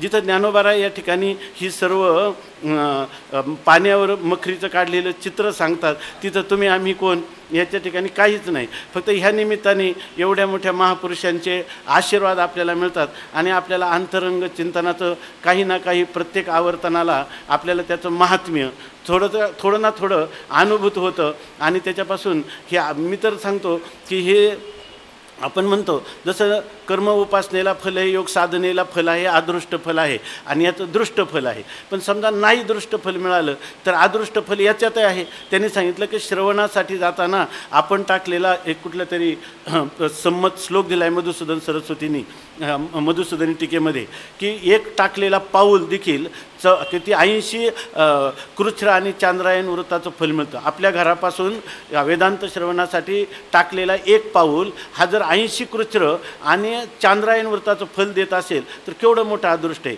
पण जो खरा मुमुक्ष आहे त्याला किती अदृष्ट झालं त्या कृच्छ्र आणि ते नकोच आहे, त्याला याची देही याची डोळा भोगू मुक्तीचा सोहळा, अशा प्रकारचं हे अपेक्षित असलं पाहिजे. आणि असं जर केलं तर ज्ञानोबाराय आहेत, हे अलंकापूर आहे, हे सिद्धस्थल आहे, संजीवन समाधी या ठिकाणी आहे. गुरुजींसारख्या 84 सिद्धांचा सिद्ध बेटी मेळा, एवढं मोठं वायुमंडळ कुठंच नाही. जगातलं हे सर्वात मोठं अध्यात्माचं केंद्र आहे. गुरुजींसारख्या वैदिक सगळे दर्शनशास्त्राचा अभ्यास, वेदाचं आज इथं विद्यालय चालतात, उपनिषद न्याय हे त्यांच्या कंठात आहे, जिवेवर सरस्वती नाचते. आणि शिवाय संपूर्ण ब्रह्मचारी जीवन हे पूर्णपणे अंतर्मुख आहे. पण गुरुजींना आळंदीनं इथं आणलं, आळंदीनं आकर्षण केलं. आणि अशा ठिकाणी जर ह्या अमृतानुभवासारखा ग्रंथ आहे की जे ज्ञानोबरायांचं खरं मनोगत आणि सगळ्या मानवमात्रांसाठी या ठिकाणी अभिव्यक्त झालेलं आहे, तर आपल्याला या ठिकाणी मोक्ष सोडून दुसरं काही कशाची आपण इच्छा करणं हे म्हणजे आपल्या या ठिकाणी बुद्धीची आपणच केलेली प्रतारणा आहे. म्हणून आपल्याला एकच, आता याची देहीने याची डोळा. सकाळी त्या गुरुवर्य महाराजांनी सांगितलं की मला पुन्हा जन्म येणार नाही याच्या ठिकाणी, आणि इथं तर जन्म येणार नाही हा विचार जन्माची असिद्धीच आहे. इतकं नाही, नेच्छनापी मोक्षशे, इच्छा नाही केली तरी मुक्त होता, असा ह्या ज्ञानाचा प्रताप आहे. आणि त्याच्यात आपण जर रममान होत असू तर आपल्याला कशाला आता पुन्हा जन्म येईल, घ्यायचा का नाही घ्यायचा, या घेईन जन्मांतरे तुका म्हणे गर्भवासी. तुकाराम महाराज हे कल्पांताप्रमाणे अवतारी कोटीतले अधिकारी कोटीतले महापुरुष आहे, ते किती वेळा येऊ शकतात. परंतु तुम्ही आम्ही हे ज्याला आपण युंजान योगी म्हणतो, त्या युंजान योग्याला पुन्हा न इच्छनापी मोक्ष दे. इच्छा केली नाही तरी तो मुक्त होईल. आणि तो किती जरी म्हटला तुका म्हणे गर्भवासी सुखे घालावे आम्हाशी, तो मुक्तच होणार. या ठिकाणी ज्ञानाचं जे फल आहे ते त्याला प्राप्तच होणार. वरवर म्हणायला आपल्याला बरं वाटतं की या ठिकाणी मुक्तीवरील भक्ती जाणं असं म्हणायला बरं वाटतं, परंतु खऱ्या अर्थाने सत्यत्व बुद्धी राहून जर मुक्तीवरील भक्ती ही संकल्पना जी आहे ही संकल्पना शास्त्राने प्रतिपादन केलेली किंवा द्रष्ट्या ऋषींना अभिप्रेत असणारी अशी ही संकल्पनाच नाही. त्यामुळं आपल्याला वस्तुनिष्ठ परमार्थ जर जीवनामध्ये करायचा असेल आणि आपला अधिकार आणि आपण जाणला असेल आणि महापुरुषांचा सहवास, सद्ग्रंथाचा सहवास, अंतर्मुख चिंतन या सगळ्या गोष्टी जर एकरूप होतील तर आपल्याला कोणत्याच प्रकारचा भ्रम राहणार नाही. आणि त्याच्यासाठी आपण ज्ञानोबा जवळ प्रार्थना करायची. एक गोष्ट आहे की हा अजातवादाची अनुभूती आहे, ही अनुभूती फारच विरळ्या महापुरुषांना प्राप्त होणारी आहे. त्याच्यासाठी आपण उगीच किरकोळ असणाऱ्या गोष्टी ज्या समाजामध्ये चालतात, जो व्यवहार आपल्या अंतर्मुखवृत्तीला विक्षेप करतो, तर अशा प्रकारच्या विक्षेपार्ह जीवनात आपण प्रवेश करायला नको. इतकंच नाही तर कीर्तना प्रवचन करून जगामध्ये व्याख्यानं देऊन अनेक लोक तशा प्रकारचे आहेत. आपलं ते कार्य नाही. आपल्याला जर खरंच आपलं अंतरंग चिंतन करायचं असेल तर या ठिकाणी आपण ह्या अलंकापुरीचं गुरुवर्य मारुती बाबा परवा म्हटले की त्यांना अलीकडे लोक सारखे विमानाची तिकीटं काढतात, नागपूरला न्या, दिल्लीला न्या, कुठेही न्या. तर ते असं बोलले मागच्याच महिन्यात. ते म्हणे लोक तिकीटं काढतात, अरे नेतात लोक, पण काय होतं आहे इंद्रायणीचा पलीकडे गेलं ना म्हणजे का निराधार झाल्यासारखं होतं. किती विमान आणि इथं आलं का आपल्याला काहीतरी आश्रय मिळाला असं वाटतं. हे संजीवन समाधीचा हा प्रकाश आहे. या ठिकाणी आता कमीत कमी या मागच्या जीवनात आपण लोकांचं लोकेशना चित्ता ठेवली, शास्त्रेशना चित्ता ठेवली, आपण अनेक प्रकारच्या येशनाला पुत्रेशना काय ज्या असतील त्या केल्या असतील. पण आता एवढा एक जन्म तरी आपला कोरा, या ठिकाणी काही काय होईल ते हो, या शेवटी लाभ आणि तुटी देव जाणे. कार्यमवा साधयामी देहमवा पातयामी या न्यायाने या संजीवन समाधीच्या भोवतीच मी गिरट्या घालत राहील आणि शेवटचा श्वास संपवील. अशा प्रकारचं आता काही जरी झालं, सगळं जग जरी उलटलं, त्या ठिकाणी सगळा जरी हे आकाशवर पडोप आहे, ब्रह्मगोळ भंगा जाये, वडवा नळ त्रिभुवन खाये, परिमी तुझाचे अंकी लागा विठोबा नकरी अनिकांचा पांगीला. अशा प्रकारची जी सद्बुद्धी आहे खरी ती आपल्याला याच्याद्वारा प्राप्त व्हावी. आणि त्याच्यासाठी जर आपण जास्त प्रयत्न केला, निकराचा प्रयत्न केला, तर माऊली निश्चित सांभाळते. डोंगरे महाराज म्हणतात त्या माऊलीकडं तुम्ही एक पाऊल चाला, एकूण 60 पावलं माऊली चालत येईल. म्हणून आपण याच्यासाठी आपलं जे जीवन सर्वस्व आहे त्याचा बेस केवळ हा आणि हाच आहे. बऱ्याच वेळेला आपण जितकं शास्त्राचं अध्ययन करतो, काही ना काही असे महापुरुष असतात, त्यांनी एक शब्दाचा जरी आपल्याला संकेत केला तरी बऱ्याचशा गोष्टी सुटून जातात. आणि अशा प्रकारच्या सद्ग्रंथाची उपलब्धी आजकाल आहे. महापुरुष हे कधी आळंदीमुळं अनेक आकर्षण होऊन लोक येतात आणि ते सहजच आपल्याला मार्गदर्शन करतात, आपल्या अनेक कोडी उलगडून जातात. अशा वेळेला आपल्याला कळत न कळत असं वाटतं की ह्या जगातल्या व्यवहारामध्येही आपण काहीतरी पडलं पाहिजे. बाकीचा लौकिक व्यवहार नसला तरी आध्यात्मिक व्यवहार, परंतु हा आध्यात्मिक व्यवहार हे जे शास्त्र चिंतन आहे हे या ठिकाणी जे कोणी आपल्या प्रवाहात येईल ते ह्या प्रवाहामध्ये आपलं सहजगत्या घडेल ते घडेल, नसलं तरी आपलं आत्मचिंतन आपल्याकडून होत राहावं.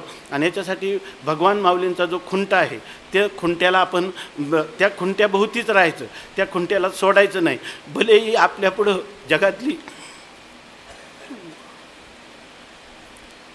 कितीही प्रलोभनं आली तरीसुद्धा त्या प्रलोभनाला बळी पडायचं नाही. आणि ज्या ज्या वेळेला प्रसंग येईल त्यावेळेला माऊलीला दोन्ही हात उंच करून हाक मारायची.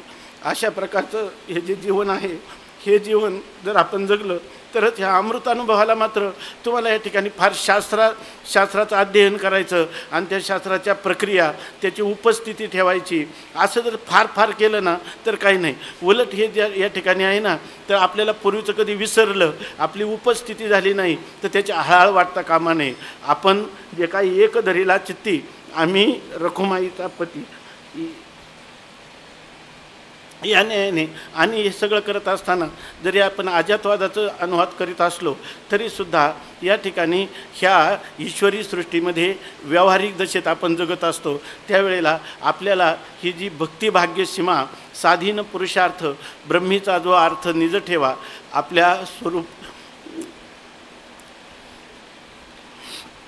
आपल्या स्वरूप महिमेत राहत असताना ही जी ईश्वर भक्ती म्हणून जी वेदांमध्ये प्रतिपादन केलेली आहे, जी आपल्या संत वाङ्मयाचा आत्मा आहे, त्या ईश्वर भक्तीपासून आपण कधीही च्युत होता कामा नये. आणि याचा जर आपल्या जीवनात ज्ञान आणि भक्ती यांचा जर समतोल सुमधुर अशा प्रकारचा जर समन्वय राहील तर या ठिकाणी ज्ञानोबाराय आपल्याला पावलोपावली आपलं रक्षण करतील आणि आपल्या जीवनाचं खऱ्या अर्थाने कल्याण होईल. अशा प्रकारचं ह्या अमृतानुभवाचं आतापर्यंत झालेलं चिंतन आहे. आता या ठिकाणी आपण हे जे ग्रंथ परिसमाप्त झाला असं समजून या ठिकाणी राहिलेल्या ओव्यांचं चिंतन करू आणि पहिले मंगलाचरण आणि पहिली ओवी म्हणून आज या ग्रंथाची समाप्ती करू. आता कुठपर्यंत आलं आहे आपलं 310 ओवीपर्यंत आले बरोबर ना. नंतर याचा 10वा अर्थ पाहू. 310 ओवी झाल्यात ना. तर आता वाचा. भावकुंडलिका जवळे नामघोषांच्या कल्लोळी प्रेमळेसी केली कौतुके पूर्वी तो हा सगुण ना निर्गुण सगुणा निर्गुणा विहीन निखळ चिदानंद चिद्घन प्रीती पाविजे तेणी जेवी गुडाचे या देवा गुणनैवेद्य समर्पावा तेवी येणे स्तोत्रे संतोषावा कैवल्यपती. आता ग्रंथाचा प्रांत अवांकिला तात्पर्यार्थ नित्यानंद अद्भुत लाधिलेनी तो अन्यथा कधी नोहे परी नावेक लीळेनी विग्रहे दाविताही अनारेस नरे संचलेपण तस्मात पूर्वापरते निवीण चिन्मात्र संचले परिपूर्ण तया जाणाव्या जाण दुजे नाही जाणतया जाणतया जाणतया जाणतया दोही धर्म म्हणजे जाणते आणि अजाणते बरं का. जाणतया अजाणतया दोही एकत्र करायचं. हां ते दोनदा आले ना. तया जाणतया अजाणतया जे जाणलेले आहेत किंवा अज्ञानी आहेत असे दोही किंवा एक ज्ञाता आणि एक ज्ञान जाणता आणि जाणणं काय म्हणा.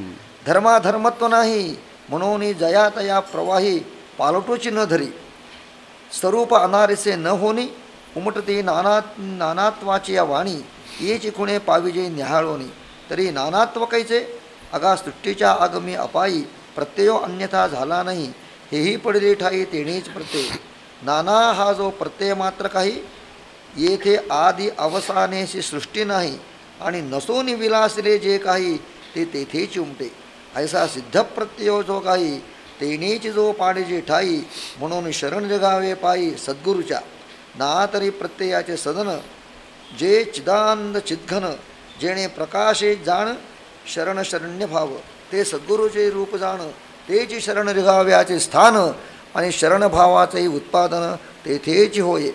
असो येथेच झरा उमटला तो हा अमृते सागर भरला जो नित्यानंदची संचला अनुभवामृताख्य जेणे आम्हासी आम्ही पण अहम प्रत्याचे नित्यखुण म्हणून नित्यानंद परिपूर्ण काळत्रयातीत अहो पसरले पदे पद परी न मोडे नित्यानंद काज हे पदभेदे अभेद एकपण जीवीचे म्हणून शरण्यभाव सारून त्याचा झालो शरण्य मग लाधलो पसायदान अनुभवामृत हे मागे उपमन्याची या आळीसाठी दिली क्षीरसागराची वाटी परी तेही म्हणो येथे कुटी येणे पाडे काजे या अनुभवामृतासाठी क्षीर सिंधुवी लाळ घोटी मा उपमन्याची गोठी केवते येथे अगा चंद्रमादी जे खेळणा परी तोही येणे माने साना चंद्र येथेचा पोसणा चंद्रिका लाभे. नाही सगळंच आपण मला वाटतं वाचा वाचा पूर्ण करावं आपणच पूर्ण करावं. वाचन चांगलं होतं. तुम्हाला भाव आला कृष्ण महाराज. हां महाराजांची अवस्था शब्दातीत झाली. शब्दच फुटत नव्हते कंठातून. नयनंग एका ठिकाणी वर्णन केलेलं आहे. नयनं गलदश्रुधारया वदनं गदगद हृदया गिरा पुलकेर नचितं वपुः कदा तव नामग्रहणे भविष्यती असं म्हणून वर्णन केलेलं आहे. नयनं गलदश्रुधारया भगवंता कृष्ण कृष्ण म्हटल्यानंतर ज्ञानोबा माऊली म्हटल्यानंतर माझ्या डोळ्यातून कधी घळाघळा पाणी येईल का म्हणे. नयनं गलदश्रुधारया वदनं गदगद हृदया गिरा. बाबा तुझं वर्णन करताना माझा कंठ दाटून येऊ दे. बाकी काही नको. संसाराचं वर्णन करताना कंठ दाटून येतो. कुणी गेला आल्यावर मनुष्य आनंदाने कंठ दाटतो.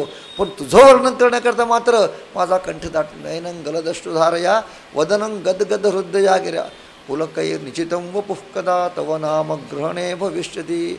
माझ्या अंगावरचे रोमांच उभारू दे म्हणतात. माझी वाणीला मौन थांबू दे आणि अंगावर रोमांचित होऊ दे. कशा करताय? तुझ्या नामाचं वर्णन करताय, तुझ्या ज्ञानाचं वर्णन करण्याकरता, तुझ्या स्वरूपाचं वर्णन करताना अशी माझी अवस्था होऊ दे. आणि ती अवस्था आपण सगळ्यांनी जाधव महाराजांची अनुभवलेली आहे. त्यांचे शब्द कुंठित झाले, वाणी गदगदित झाली. त्यांची ती अवस्था बघून आपल्या अंगावर रोमांच आलेले आहेत. कारण का, समोर जशी प्रतिबिंब कसं असतं, बिंब जसं असतं तशा प्रकारचं प्रतिबिंब असतं. त्या पण त्यांची अवस्था तशा झाल्यामुळे सगळे श्रोते त्या ब्रह्मरसात बुडून गेलेले आहेत. 330 पण ओमे वाचलेले आहेत आणि पुढे वाचा आता पण वाचते. नातरी नित्यानंद चरण म्हणून कृपाळू गुरुजन, म्हणून कृपाळू गुरुजननी अनुभवामृते कास घालूनी मज स्तनपान देऊनी तद्रुपता केली. सगळे वाचा. नातरी नित्यानंद चरणी हे विवरण मंदाकिनी किंवा उत्पळली हृत्कमळी कृपा किरण स्पर्शे मंदाकिनी मज्जन किये भ्रमर होऊनी कमळी वसिजे तरी हे खून लाहिजे नित्यानंदैक एवं नित्यानंद मज जीवन नित्यानंद मज मीपन म्हणून सर्व काळ कल्याण असिजे शिवे या नित्यानंदाच्या पायी कल्याणाविण काही म्हणून येथेची पाही करावी वस्ती येथीचे वस्ती करू हवे नित्यानंद करी जियावे प्रारब्ध सोडून द्यावे येची तीर्थी हे तीर्थ नव्हे ना तीर्थफळ निखळ नित्यानंदूची केवळ साईने येथे त्रिकाळ विषयिक विधी नातरी विधी निषेध दोन्ही सारुणी कर्तव्य करणी राहिलो आता अकरणी करणी तीत अहो हे अनुभवामृत शांती बोधाचा एकांत नातरी एकांत मात श्री ज्ञानेश्वरांची येथे मी अवसरू पावे हे बहुत करी अपाड आघवे परी श्री नित्यानंदाचे निनावे रिघावा झाला तेथे जव निहाळावे तव नित्यानंदूचे आघवे आणि तोची विवरणाचे निनावे मज सवे आला नाना हा ज्ञानेश्वरू तोही परंपरेने निजगुरु म्हणून आग्रहे विन विवरू दाविला तेने म्हणून येथील खुणे तयाचा तोची जाणे येथील पुरे उणे निजे काही आता सद्गुरु चरण स्मरण करुणी शांत रसी असिजे मग्न परंपरे करुण आरे जे की पूर्वी श्री शूळ पाणी क्षीरातीचा रंगणी गिरिजांबिकेच्या श्रवणी ओपिले जे ते जळी गुप्त मिनोदरी निवांत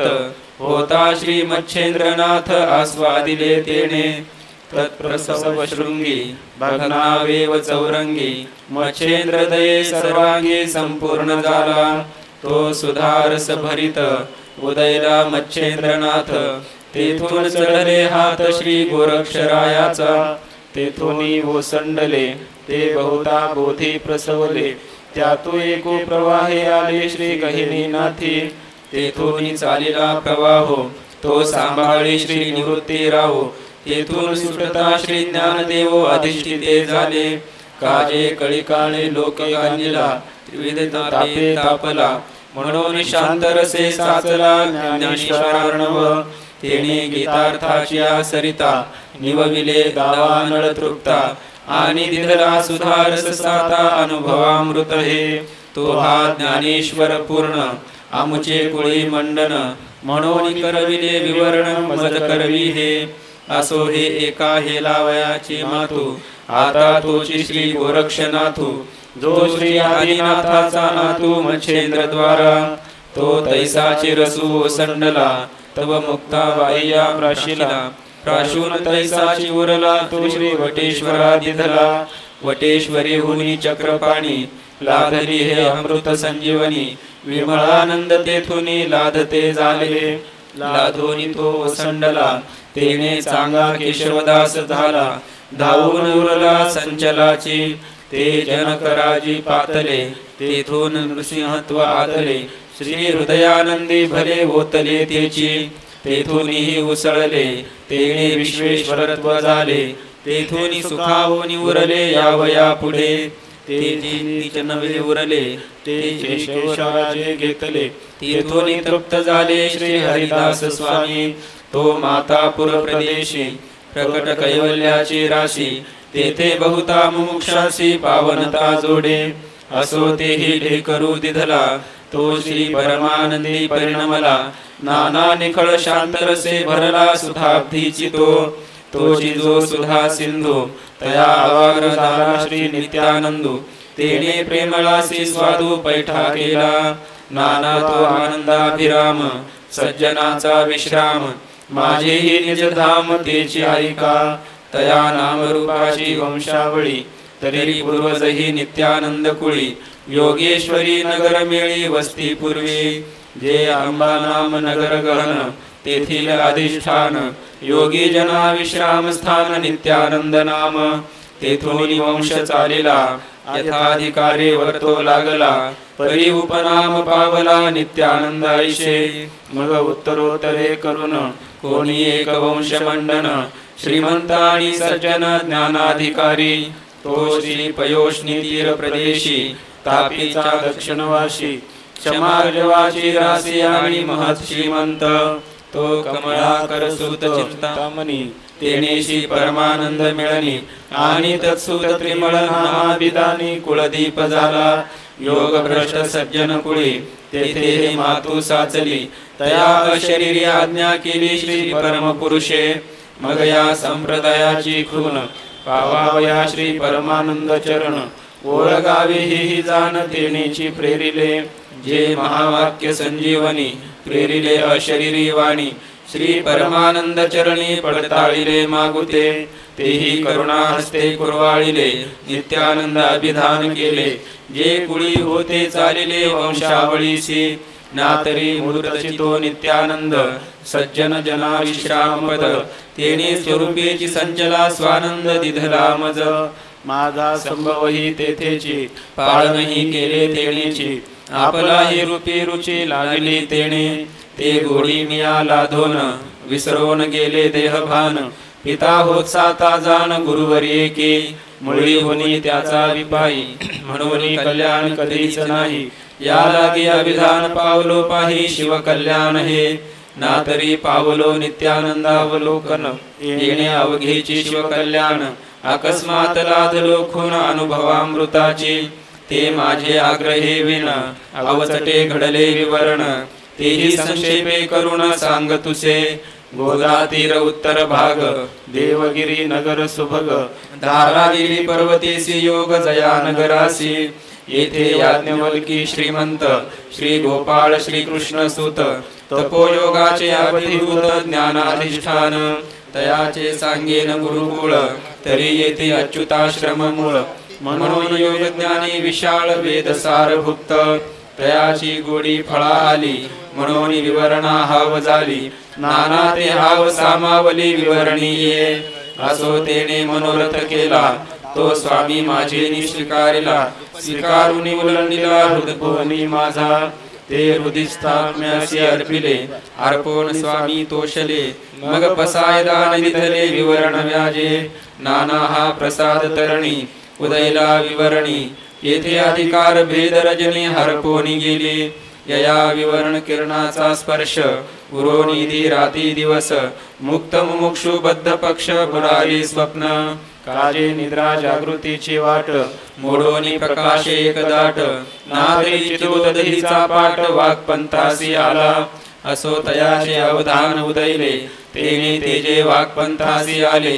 एवढी वाखाणिले ग्रंथान्वयेशी नाना स्वामी माझयाचे मनोगत जे प्रकटावा ग्रंथार्थ संकेत हे मिया जाणून निश्चित प्रवर्तलो येथे म्हणून पूर्वी वाखाणिले दुसरेन पात्रारूढ केले गाथा शब्दी आथिले संक्षेपिसी मागुता श्री गोपाळ मनोरथ जे ओविबद्ध हो आवा ग्रंथ जो का श्रवणा पठना उपयुक्त प्रेमळा जना नाना तो गोपाळ सज्जन त्याचे लाभोन कृपावधान तेचे जानी जीवन विवरणासिया त्याची कृपेची आठवण होनी चालिले विवरण नाना माझे निमिषे जाण नित्यानंदोक्तीची हे नातरी नित्यानंदेशी अभेदे अवघी समज संत वृंदे हे विवरणा त्यांचे निप्रसादे उगेची झाले म्हणून हा सज्जन प्रसाद सज्जनीच घेजे स्वाद येथे उणे पुरे पद हे मी काय जाणे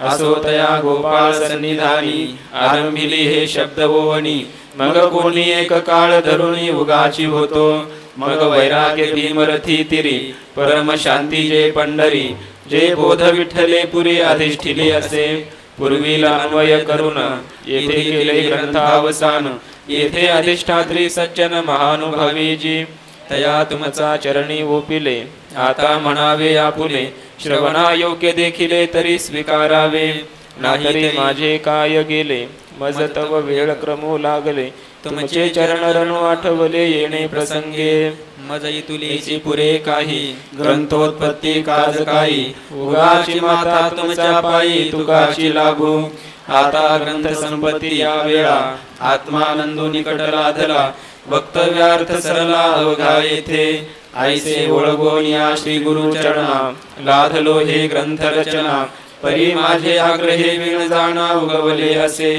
तेने माझे मिश करुण दाविले हे ग्रंथ विवरण त्यातू आरंभी मंगळाचरण स्वतंत्र केले यावरी पंचश्लोके करुण मूळ ग्रंथीचे मंगळाचरण तेही सटीक प्रस्थान संपादिले ऐका यावरी भाषा ओविबद्ध अष्टशत मूळ प्रबंध तो 10 प्रकरणी विविध विवरिला ग्रंथू त्यात पहिले प्रकृती पुरुष वंदन तुझे श्री गुरुचे स्तवन तिजे वाचारोत्तीर्ण अवसान केले चौथ्यात शून्यवाद खंडिला ज्ञान अभेदुही लाविला सच्चिदानंद वर्णिला 5व्या प्रकरणी षष्ठी शब्दी शब्द खंडन केले सप्तमी अज्ञान अभाव आणिले अष्टमी उतरिले ज्ञान पुंजाते नवमी सिद्धांची रहणी दशमी ग्रंथोद्भवाची कडसणी ये रीती ग्रंथ होवणी प्रवाहे आली एवं ग्रंथ विवरण केले यथामती करुण नाही तरी श्री नित्यानंदो आपण उद्गादला स्वतः हे लौकिक मिशे केले ऐसे हे नाही बोलिले मज काय होणे झाले नित्यानंद पायी मग हा लौकिक होऊन येणे सुखी मी सुखिया जाण तरी काय नित्यानंद पण ऐसे असे नित्य आनंद म्हणजे ऐसे आनंदाशी संधीची नसे येथे या उपाधीचे कायसे थोरपण मानू आता असो ही व्युत्पत्ती अवलोकावे तुम्ही संती वाचुनी परिहाराची बुंदी कायसी येथे आता संती हे स्वीकारावे वाचुनी अनिका हे न चोजवे जे अभिमानाची अडवे माझी असती जे वैराग्ये चोखाळले मतांतरी सांडवले साच स्वरूपी सांडवले स्वानुभवे जे श्रुती शिराचे सार तयाचे झाले वसते घर शांतीचा शेजार लाधला जया जे सद्गुरुसी विकले देह भावासी मुकले काही न होणी आतले अवघेची जे किंबहुना तयाच्या ठाई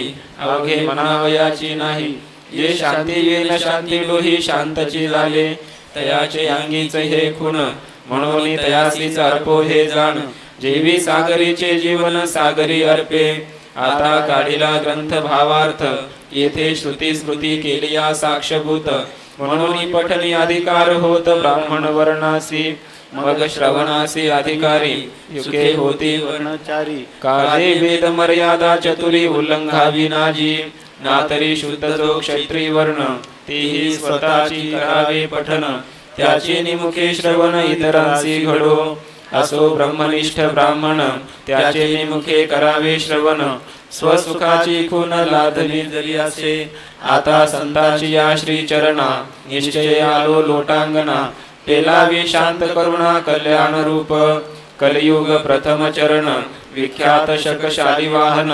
1557 संवत्सर गणना युवनाम संवत्सर येथे शुभ फळाचा पडिभर मास मार्गशीर्ष मास शिशिर पौर्णिमासी तय्या विवरणाचे अवसान होनी ओळगलो श्री विठ्ठल चरण आता शांतरसे भरून पावलो प्रसादू तो प्रसाद उघडून पाहे तव नित्यानंदोची नुसुधा होय अवघे कल्याण कुंदोनी ठाई संधीविना एवं हा वाग्यज्ञ बरवा अर्पो विश्वात्मका देवा शुभ दिनु सकळिका होवा मंगळाचरणे येणे इति श्री अनुभवामृत विवरणे श्री नित्यानंद कृपा जीवने नित्यानंद सुत श्री शिवकल्याण विरचिते ग्रंथ महात्म्य विवरणावसानं नाम दशम प्रकरणं समाप्तम् श्री कृष्णार्पणमस्तु श्री गुरु चरणारविंदार्पणमस्तु।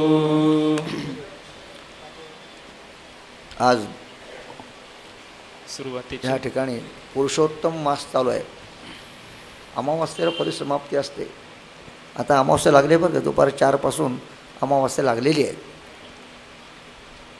या पुरुषोत्तम मासाच्या अमावास्येचं महात्म्य म्हणजे सगळ्या पितरांची तृप्ती व्हायला पाहिजे. तृप्ती म्हणजे त्यांना मुक्ती मिळायला पाहिजे. श्राद्धामध्ये म्हणतात तृप्तास्मा तृप्तास्मा. जेवण केल्यानंतर ते विचारतात काय तृप्तात ना पितर, काय कमी पडलं नाही तुम्हाला? ब्राह्मण म्हणतात तृप्तास्मा, बास आम्ही तृप्त आहोत. पण हा ग्रंथ ऐकल्यानंतर मात्र ते म्हणतात मुक्तास्मा, बास आम्ही तृप्तही झालो आणि मुक्तही झालेलो. त्याच्यावर एक श्लोक आहे, स्नातंतेन समस्त तीर्थ सलिले दत्ताच सर्वावनिः यज्ञानांच कृतं सहस्त्रमखिला देवाश्च संपूजिताः. सगळ्या स्नातंतेन समस्त तीर्थ सलिलेही, ह्या ज्ञानार्णवात जो आंघोळ करतो, ह्या ज्ञानगंगेत जो आंघोळ करतो त्यांनी सगळ्या तीर्थात स्नान केलं आहे. कुठं गंगा स्नान करायला लोक, कुठं संगमाला जायला लोक, प्रयागराजमध्ये कुठेही जायला लोक म्हणतात. ज्ञानेश्वर महाराजांच्या चरणामध्ये बसून ह्या ज्ञानार्णवात तुम्ही आंघोळ केल्यानंतर स्नातंतेन समस्त तीर्थ तलेलेही दत्ताचे सर्वावनीही. ह्या बाया मोठे भाविक असतात, देखील दिवादान, आपुपाचं दान, पायसाचं दान, पूजा कर, नाना प्रकार करत असतात. त्यांची भावना आहे ती, करू दे. ते श्रुतीस्मृतीचा अर्थ आहे, ते नाही म्हणत नाही. ती प्रकारची उपासना आहे. कर्मकांड कोणी मोडायचं नाही आहे, कर्मकांड सुटायचं आहे, कर्मकांड सोडायचं नाही. कोणी सुटणं आणि सोडण्यात फरक आहे. झोप आल्यावर ऐकू येत नाही आणि झोपाचं ढोंके जर ऐकू येत असतं. तसं कर्म सुटलं पाहिजे, सोडायचं नाही. कुणी शुकाचार्यांचं कर्म सुटलेलं आहे, त्यांनी सोडलेलं नाही. स्नातंतेन समस्त तीर्थ दत्ताच्या सर्वावनीः. त्यांनी काय दान दिलेलं आहे? सगळ्या पृथ्वीदानाचं जे काही पुण्य आहे ते सगळं पुण्य तुम्हाला मिळालेलं आहे. पृथ्वीदानाचं पुण्य बरं का, अपूपदान वा दीपदान वगैरे ते काय सुवर्णदान गोदान वगैरे काही नाही आहे. सगळे पृथ्वीच दान देऊन टाकले तुम्ही. दत्ताच्या सर्वावनीः यज्ञानांच कृतं सहस्त्रमखिलम. तुम्ही काय केलेलं आहे? हजारो यज्ञ, अश्वमेधाचे यज्ञ ह्या ज्ञानार्णवात तुम्हाला, ह्या ज्ञानामुळे तुम्हाला मिळालेले. पितराश्च तृप्तः. तुमचे सगळे पितर तृप्त झालेले आहेत. कुणाचे? यस्य ब्रह्मविचारणे क्षणमपि स्थैर्यं मनः प्राप्नुयात्. ब्रह्मविचारामध्ये एक क्षणभर ज्याचं मन स्थिर झालेलं आहे त्याला हे सगळं फळ प्राप्त झालं आहे. हे पुरुषोत्तम महिन्याचं मळ हे त्याला फळ प्राप्त झालेलं आहे. एक क्षण बरोबर का. तुम्ही किती एका मिनिटाचे 60 क्षण असतात. आपण सेकंद धरू, एक क्षण त्याच्यापेक्षा एक भारी आहे, पण सेकंदरी विचार केला तरी 60 सेकंदाचा 1 मिनिट. असे तुम्ही तासनतास सकाळपासून संध्याकाळपर्यंत ब्रह्मचिंतन करतात, तेव्हा तुम्ही कुठल्या फळाला जाणार आहात? पुण्याची गणना कोण करी? अशा प्रकारचं फळ तुम्हाला मिळेल. संतृप्ताश्च पितरा. तुमचे पितर सगळे तृप्त आलेले आहेत आणि ते मुक्त पण झालेले आहेत. कारण महिनाभर तुम्ही पुरुषोत्तम महिन्यामध्ये बसून हे सगळं चिंतन केलेलं आहे, मनन केलेलं आहे. आणि आमच्या विष्णुपंतांनी ह्या सगळ्यांना तुम्हाला बांधून ठेवलं आहे. कोणाला बाहेर जाऊ दिलं नाही. जो आला तो आतच आला. दोरीच्या कक्षेत झालेलं आहे, त्याला बाहेर जाऊ द्यायचं नाही. अशा प्रकारे त्यांनी सगळ्यांची मनं बांधली. आणि आमच्या डॉक्टर साहेबांनी ही एक ज्ञानकमलांची पुष्पमाळा आहे. तुम्ही सर्वजण ज्ञानी आहात. एक एक व्यक्ती म्हणजे ज्ञानाचं पुष्प आहे. ज्ञानपुष्पांची माळा जी आहे त्यातला दोरा दिसत नाही बरं का कुणाला. फुलाच्या माळेचा दोरा कुणाला दिसत नाही, पण ते आहे म्हणून ती माळा तयार होते. दोरा नसेल तर माळ कशी तयार होईल? तर अदृश्य रूपाने तुमच्या आमच्या सगळ्यांच्या अदृष्टाने ही ज्ञानपुष्प त्यांनी गुंफलेली आहेत. आणि कमलमाला त्यांनी संपूर्ण ज्ञानेश्वर महाराजांच्या चरणी वाहिलेली आहे. असा जो काही ज्ञानानंद आहे असाच ज्ञानानंद नित्य ह्या ठिकाणी चालला पाहिजे. आणि पुरुषोत्तम मासाचं जे विशेष महात्म्य सांगितलेलं आहे, श्रीर्वर्चस्वायुष्यमारोग्यमाविदात शोभमानं महीयते धान्यं धनं पशुं बहुपुत्रलाभं शतसंवत्सरं दीर्घमायू. हा वेदांचा आशीर्वाद आहे. ते आशीर्वाद फळ तुम्हाला सगळ्यांना मिळालं पाहिजे. श्री ही म्हटलेलं आहे. श्री अनेक प्रकारचे आहे. सुवर्णलक्ष्मी आहे, धनलक्ष्मी आहे, कीर्तिलक्ष्मी आहे, यशलक्ष्मी आहे, ज्ञानलक्ष्मी आहे, वैराग्यलक्ष्मी आहे, भक्तिलक्ष्मी आहे, वंशलक्ष्मी आहे. ही सर्व प्रकारची श्री तुमच्या घरामध्ये स्थिरपणाने राहो. वर्चस्व तुम्हाला सगळ्या जीवनामध्ये परिपूर्णपणे वर्चस्व महात्मा मिळू दे. म्हणजे हा कोणतरी महापुरुष आहे असं सगळ्या लोकांना वाटलं पाहिजे. आयुष्य तुम्हाला दीर्घायुष्य मिळू दे. अपमृत्यू कुणाला येऊ देत, गंडांतर कुणाला टळून येऊ नयेत. अशा प्रकारचं त्यांनी वेदाने आशीर्वाद दिले. आयुष्यम आरोग्यम. नुसतं आयुष्य नको, आरोग्यसहित आरोग्य पाहिजे. इथं खाटेवर पडलं आहे आणि दीर्घायुष्य आहे, त्या आयुष्याचा काय उपयोग आहे? असं नाही. श्रवण मनन करता करता आपलं आयुष्य गेलं पाहिजे. मगाशी त्याने सांगितलं, स्वामी महाराजांनी मौन धरलं होतं, पण मला ते वाचून दाखव म्हणत होते, लिहून दाखवत होते, पण ते कर्म पाहिजे. मगाशी ते म्हणाले निष्काम कर्मयोग कोण करणार आहेत? निष्काम कर्मयोग कुणीच करू शकत नाही. आपण सगळे सकामच आहोत, आपण सगळे सकामच आहोत. आणि ती कामना तीच आहे, हे जे मग सांगितलेलं आहे ही कामना आहे, जी निष्कामतेकडे नेणारी कामना आहे. निष्काम कर्मयोग फक्त ज्ञानेश्वर महाराज करू शकतात, बाकी कुणी करू शकत नाही. ते निष्काम योग करतात, त्यांना कुठली वासनाच नाही आहेत, ते खाली कधी आले पण नाही आहे, ज्ञानातच रमण आहेत, संत महात्मे आहेत, हेच फक्त निष्काम कर्मयोग करतात. आपण सगळे सकाम कर्मयोग आहोत. आणि म्हणून वेदाने आशीर्वाद दिलेला आहे, श्री वर्चस्व आयुष्य आरोग्य शोभमानम महीयते. शोभमानम वा, तुमची कीर्ती जगात वाढू दे. आणि धान्यम धनम पशुम, तुमच्यावर गाई म्हशी भरपूर असू दे. बहुपुत्र लाभम, तुमची ही जी काही वंशाची परंपरा चाललेली आहे, ही ज्ञानाची परंपरा चाललेली आहे, ही अखंडितपणे चालली पाहिजे. धान्यम धनम पशुम बहुपुत्र लाभम शतसंवत्सरम दीर्घमायू, शेकडो वर्षपर्यंत हा ज्ञानयज्ञ असाच चालू दे. पुढे काय प्रश्न नाही. इथं शतसंवत्सर म्हटलेलं आहे, शेकडो वर्ष परमेश्वर आयुष्य मागितलेलं आहे. आणि शेकडो वर्षामध्ये काय करायचं आहे? हा ज्ञानयज्ञाचं श्रवण करायचं आहे. तीच पुण्यवंते परोपकारी प्रबोधित्या नारी नरलोका, तुका म्हणे त्यांचे पायी पाय पोस हो निवास करीन तेथे, अशी त्यांची वासना आहे. हा ज्ञानयज्ञ चालवत आहेत, नेहमी चालवत आहेत. आता पुढं काय नाही, लगेच दिवाळी येते, लगेच त्यांचा आठला त्याच्या सुरूच होतो. पुढे एका मागोमाग एक लागलेले आहेत. ज्ञानेश्वर चिंतन आहे, अमृतानुभव चिंतन आहे, नाती भागवत आहे. कुठला ग्रंथ असा राहिलेला नाही आहे की ज्याचं चिंतन म्हणून राहिले. मग राहिलं नाही, पुढं काढा पाहिलं. आपल्या सगळ्या समोरलाच थोडंच आहे. ह्या किती ओव्या आहेत, प्रबंध केवढे मोठे मोठे आहेत. एका ओवीचं चिंतन करता करता दिवस गेला तरी त्या ओवीचा अर्थ संपणार नाही, अशा ह्या ओव्या आहेत. तर ती जी सिद्धप्रज्ञा त्यांना मिळालेली आहे, त्या सिद्धप्रज्ञेचा लाभ तुम्हाला सगळ्यांना मिळावा.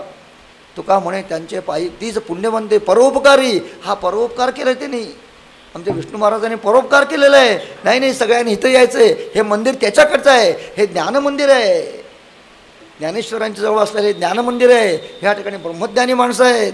तर त्यांच्या पुण्यभावनाने पवित्र राहिलेली वास्तू आहे. सगळ्यांनी या रे या म्हणतात, सगळ्यांना बोलवलेलं आहे. तुमची जेवाखायची व्यवस्था करतो, राहायची व्यवस्था करतो, चहाची पण व्यवस्था करतो, पण तुम्ही सगळेजण इथे या. सगळ्यांना बोलवलं. तिचं पुण्यवंते परोपकारी, ही परोपकारी माणसं आहे. नर नारी जे अज्ञानी लोक आहेत, स्त्रिया आहेत, कुठे ज्यांना अधिकार सांगितलेला नाही वेदाचा, त्या सगळ्यांना अधिकार देऊन ज्ञानाचा अधिकारी करून टाकणारी ही अशा प्रकारची माणसं आहेत. तुकाराम महाराजांनी मागणं मागितलं, त्यांचीच प्रार्थना आपण करूया. तिचं पुण्यवंते परोपकारी प्रबोधित्या नारी नरलोका, तुका म्हणे त्यांचे पायी पायपोस होऊन वास करेन. महाराज तुमच्या चरणाशी एक पायपुसाचं फडकं म्हणून येऊन बसेन, की जेणेकरून तुमचे ज्ञानकण, तुमचे रजकण आमच्या अंगावर पडतील आणि आमचा उद्धार होईल, असं त्यांनी मागणं मागितलेलं आहे. तेच मागणं मी त्यांच्याजवळ मागतो. आणि ही वाङ्मयीन सेवा तुम्हा सर्व भक्तांच्या चरणी, ज्ञानी लोकांच्या चरणी आणि सद्गुरूंच्या चरणी अर्पण करून हे वाङ्मयीन पुष्प संपवतो. उद्याचा जो कार्यक्रम आहे ते विष्णू सावकार तुम्हाला सांगणार आहेत. मंगलाचरण 2 मिनिट. आणि मी एवढे सांगेन, ज्या यावेळी ज्ञानचर्चा असेल त्यावेळी मला तुम्ही लोकांनी कृपा करावी, तुमच्या संगतीत मला आणावं. आणि तुमच्यामुळे माझं चिंतन होणार आहे, तुमच्यामुळे वाणी फुलणार आहे, अशी मी तुम्हाला सर्वांनाही विनंती करीन, प्रार्थना करतो. विनंतीने प्रार्थनासुद्धा करतो. मी नक्की मला फार फार आवडेल ते एवढा माझ्यावर उपकार करा. तुकाराम महाराज म्हणता, करा तेवढा उपकार, त्याप्रमाणे एवढा आमच्यावर उपकार करा, अशी तुम्हा सर्व ज्ञानीजनांच्या चरणी आमची प्रार्थना आहे. उद्याचा काय कार्यक्रम आहे सांगा जरा. सुरुवाती सांगायचं असलं तर नंतर. मंगलाचरण आणि पहिली ओवी म्हणून आताचं समाप्ती करू. आणि 2 मिनिटात मी परंपरा फक्त वाचून दाखवून समारोप करतो. 5 मिनिट. पुंडलिक वरदा विठ्ठल श्री ज्ञानदेव तुकाराम ज्ञानेश्वर महाराज की जय. श्री गणेशाय नमः. श्री सरस्वत्यै नमः. श्री विठ्ठलाय नमः. श्री माता पितृभ्यां नमः. श्री गुरुभ्यो नमः.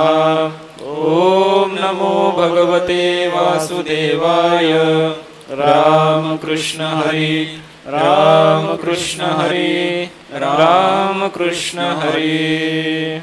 यदक्षरमनाख्येय आनन्दमयमव्ययम् श्रीमन्निवृत्तिनाथेति ख्यातं दैवतमाश्रये गुरुरित्याख्यया लोके साक्षात् विद्या हि शाङ्करी जयत्याज्ञानमस्तस्यै दयार्द्रायै निरन्तरं सार्धं केन च कस्यार्धं शिवयोः समरूपिणोः ज्ञातुं न शक्यते लग्नमिति द्वैतच्छलान्मुहुः अद्वैतमात्मनस्तत्त्वं दर्शयन्तौ मिथस्तरां तौ वन्दे जगतामाद्यौ तयोस्तत्त्वाभिपत्तये मूलायाग्राय मध्याय मूलमध्याग्रमूर्तये क्षीणाग्रमूलमध्याय नमः पूर्णाय शम्भवे।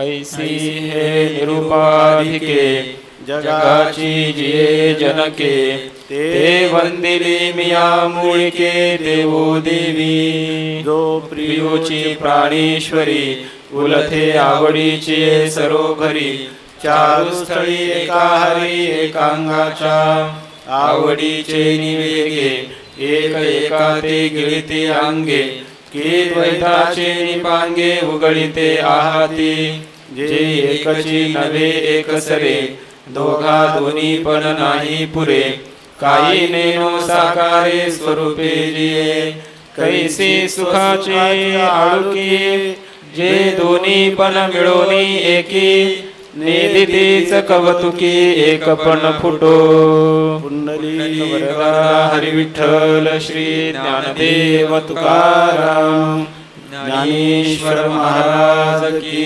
जय गोपाल कृष्ण भगवान की जय। या ठिकाणी ह्या ग्रंथाचे जे टीकाकार आहेत त्यांनी आपल्याला दिलेली जी परंपरा आहे ती परंपरा मी वाचून दाखवतो। ते गोव्यामध्ये गेलेलीच आहे, परंतु ही परंपरा सांगताना त्यांनी प्रथम आमचे आद्यगुरू आदिनाथ भगवान शंकर, त्यानंतर मच्छिंद्रनाथ, गोरक्षनाथ, मुक्ताबाई, वटेश्वर चांगा, चक्रपाणी, विमळानंद, केशवदास चांगा, जनकराज, नृसिंह, हृदयानंद, विश्वेश्वर, केशवराज, हरिदास स्वामी, परमानंद, नित्यानंद आणि मग शिवकल्याण अशा प्रकारची ही ज्ञानाची परंपरा ही भगवान शंकरापासून चालत आल्याचं या ठिकाणी सांगितलेलं आहे। आणि साधारणपणे हा ग्रंथ जगद्गुरु तुकोबारायांच्या जन्माच्या समयाला म्हणजे 17व्या शतकाच्या प्रथमार्धामध्ये झालेला आहे आणि त्याची परिसमाप्ती ही पंढरपूर क्षेत्रामध्ये झालेली आहे 17व्या शतकाच्या पूर्वार्धामध्ये, असं साधारणपणे आपण पाहिलं। हा आपल्याला अमृतानुभव सुरू झाल्यानंतर जवळजवळ 600 तास आपण याचं चिंतन केलं आणि ही झालेली सेवा, ही सेवा प्रारंभ झाली ते आमचे असणारे पितृव्य की जे आम्हाला जसं इथं नित्यानंद स्वामींचे वडील आणि ब्रह्मविद्येचे श्रीगुरू एकच आहे, तसे आमचे असणारे परमवंदनीय ब्रह्मलीन आप्पा किंवा चुलते आमचे पितृव्य त्यांच्या उपस्थितीत हा ग्रंथ सुरू झाला। त्याचं कारण असं का ते म्हणायचे की तुम्ही विचारसागर, वृत्ती प्रभाकर, पंचदशी सारखे हे चिंतन करता, संत वाङ्मयाचं चिंतन करत नाही। बरं, ज्ञानेश्वरीत म्हटलं तरी तुम्ही ज्ञानेश्वरीची वही वाचताना दुसरं चिंतन वेदांताचं जास्त करता, असं ते म्हटले।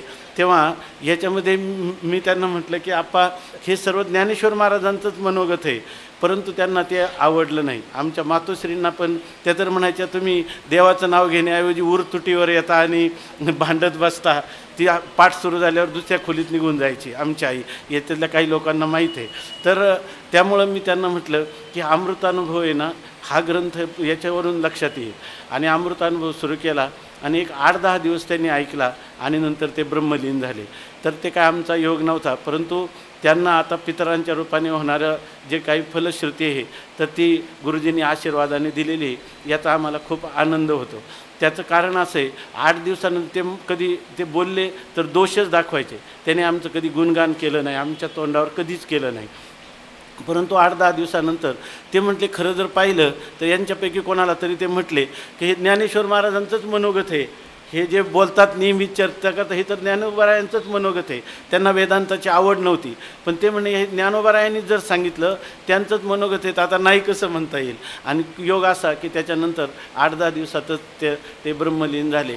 तर आम्हाला नेहमी जीवनात वाटायचं की आपल्या अगोदर हे जावेत, हां, त्याचं कारण त्याच्याविषयीचं मी विशेष काही स्पष्टीकरण करत नाही आणि त्याप्रमाणे ते झालं. आता आमचे एकच पितृव्य राहिलेले ते या ठिकाणी उपस्थित आहे.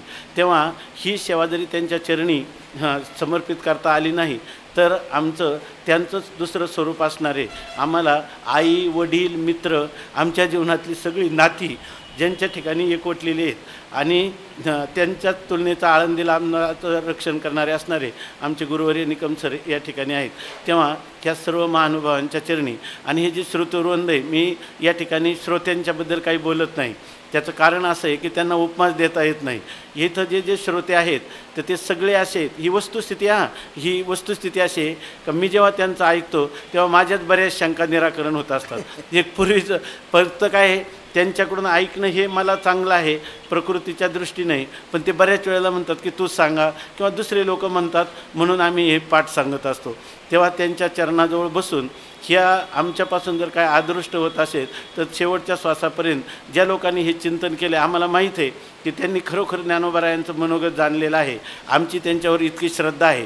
ते जरी दिसायला वयाने लहान असले काही असले तरी हे लोक जे आहेत ही एक एक रत्न आहेत. तर त्यांच्या मुखातून आम्हाला श्रवण करण्याचं भाग्य मिळावं, आम्हाला नवीन कुठं शोधायला जावं लागू नये अशी माऊलींच्या चरणी प्रार्थना करून आजचं झालेलं हे सगळं चिंतन पुन्हा एकदा माऊलींचं स्वरूप असणाऱ्या ह्या श्रोतृवृंदांच्या चरणी आणि या ठिकाणी मी पहिलं प्रवचन इथंच केलं. पहिलं गुरुजींच्या पुण्यतिथीच्या दिवशी स्वामी महाराजांनी मला मुहूर्त सांगून ती इथंच बोलावलं. पहिलं प्रवचन इथंच करायला लावलं. पहिलं कीर्तन इथंच करायला लावलं. ह्या सप्ताहाला सगळ्या अधिक मासामध्ये मी आजारी असतानासुद्धा एकदा 4 महिने आजारी होतो. गुरुवारी सावकार महाराज म्हणले की थोडा वेळ कर. 10 मिनटं मी प्रवचन केलं आणि त्यांनी 10व्या मिनटाला मला सांगितलं का करू नको, आता तुला दम जास्त लागतो. त्याही गोष्टीला बरेच वर्ष झाले. गुरुजींच्या कृपेने मिळालेलं जे आयुष्य आहे अशाच प्रकारचं उपजला भाव तुमचे कृपे सिद्धी जावो. तुका म्हणे आता लाभ नाही या परता, देववसे चित्ती त्याची घडावी संगती, ऐशे आवडते मना देवा परवावी वासना. हेच पुन्हा शब्दकुसुमांजली श्री ब्रह्मलीन गुरुजींच्या चरणी समर्पित करून सर्वेत्र सुखिना संतु सर्वे संतो निरामया सर्वे भद्राणी पश्यन्ति मा कश्चित दुःखमाप्नुयात् या शब्दाने विराम देत आहे. पुंडलिक वरदा हरिविठ्ठल श्री ज्ञानदेव तुकाराम ज्ञानेश्वर महाराज की जय.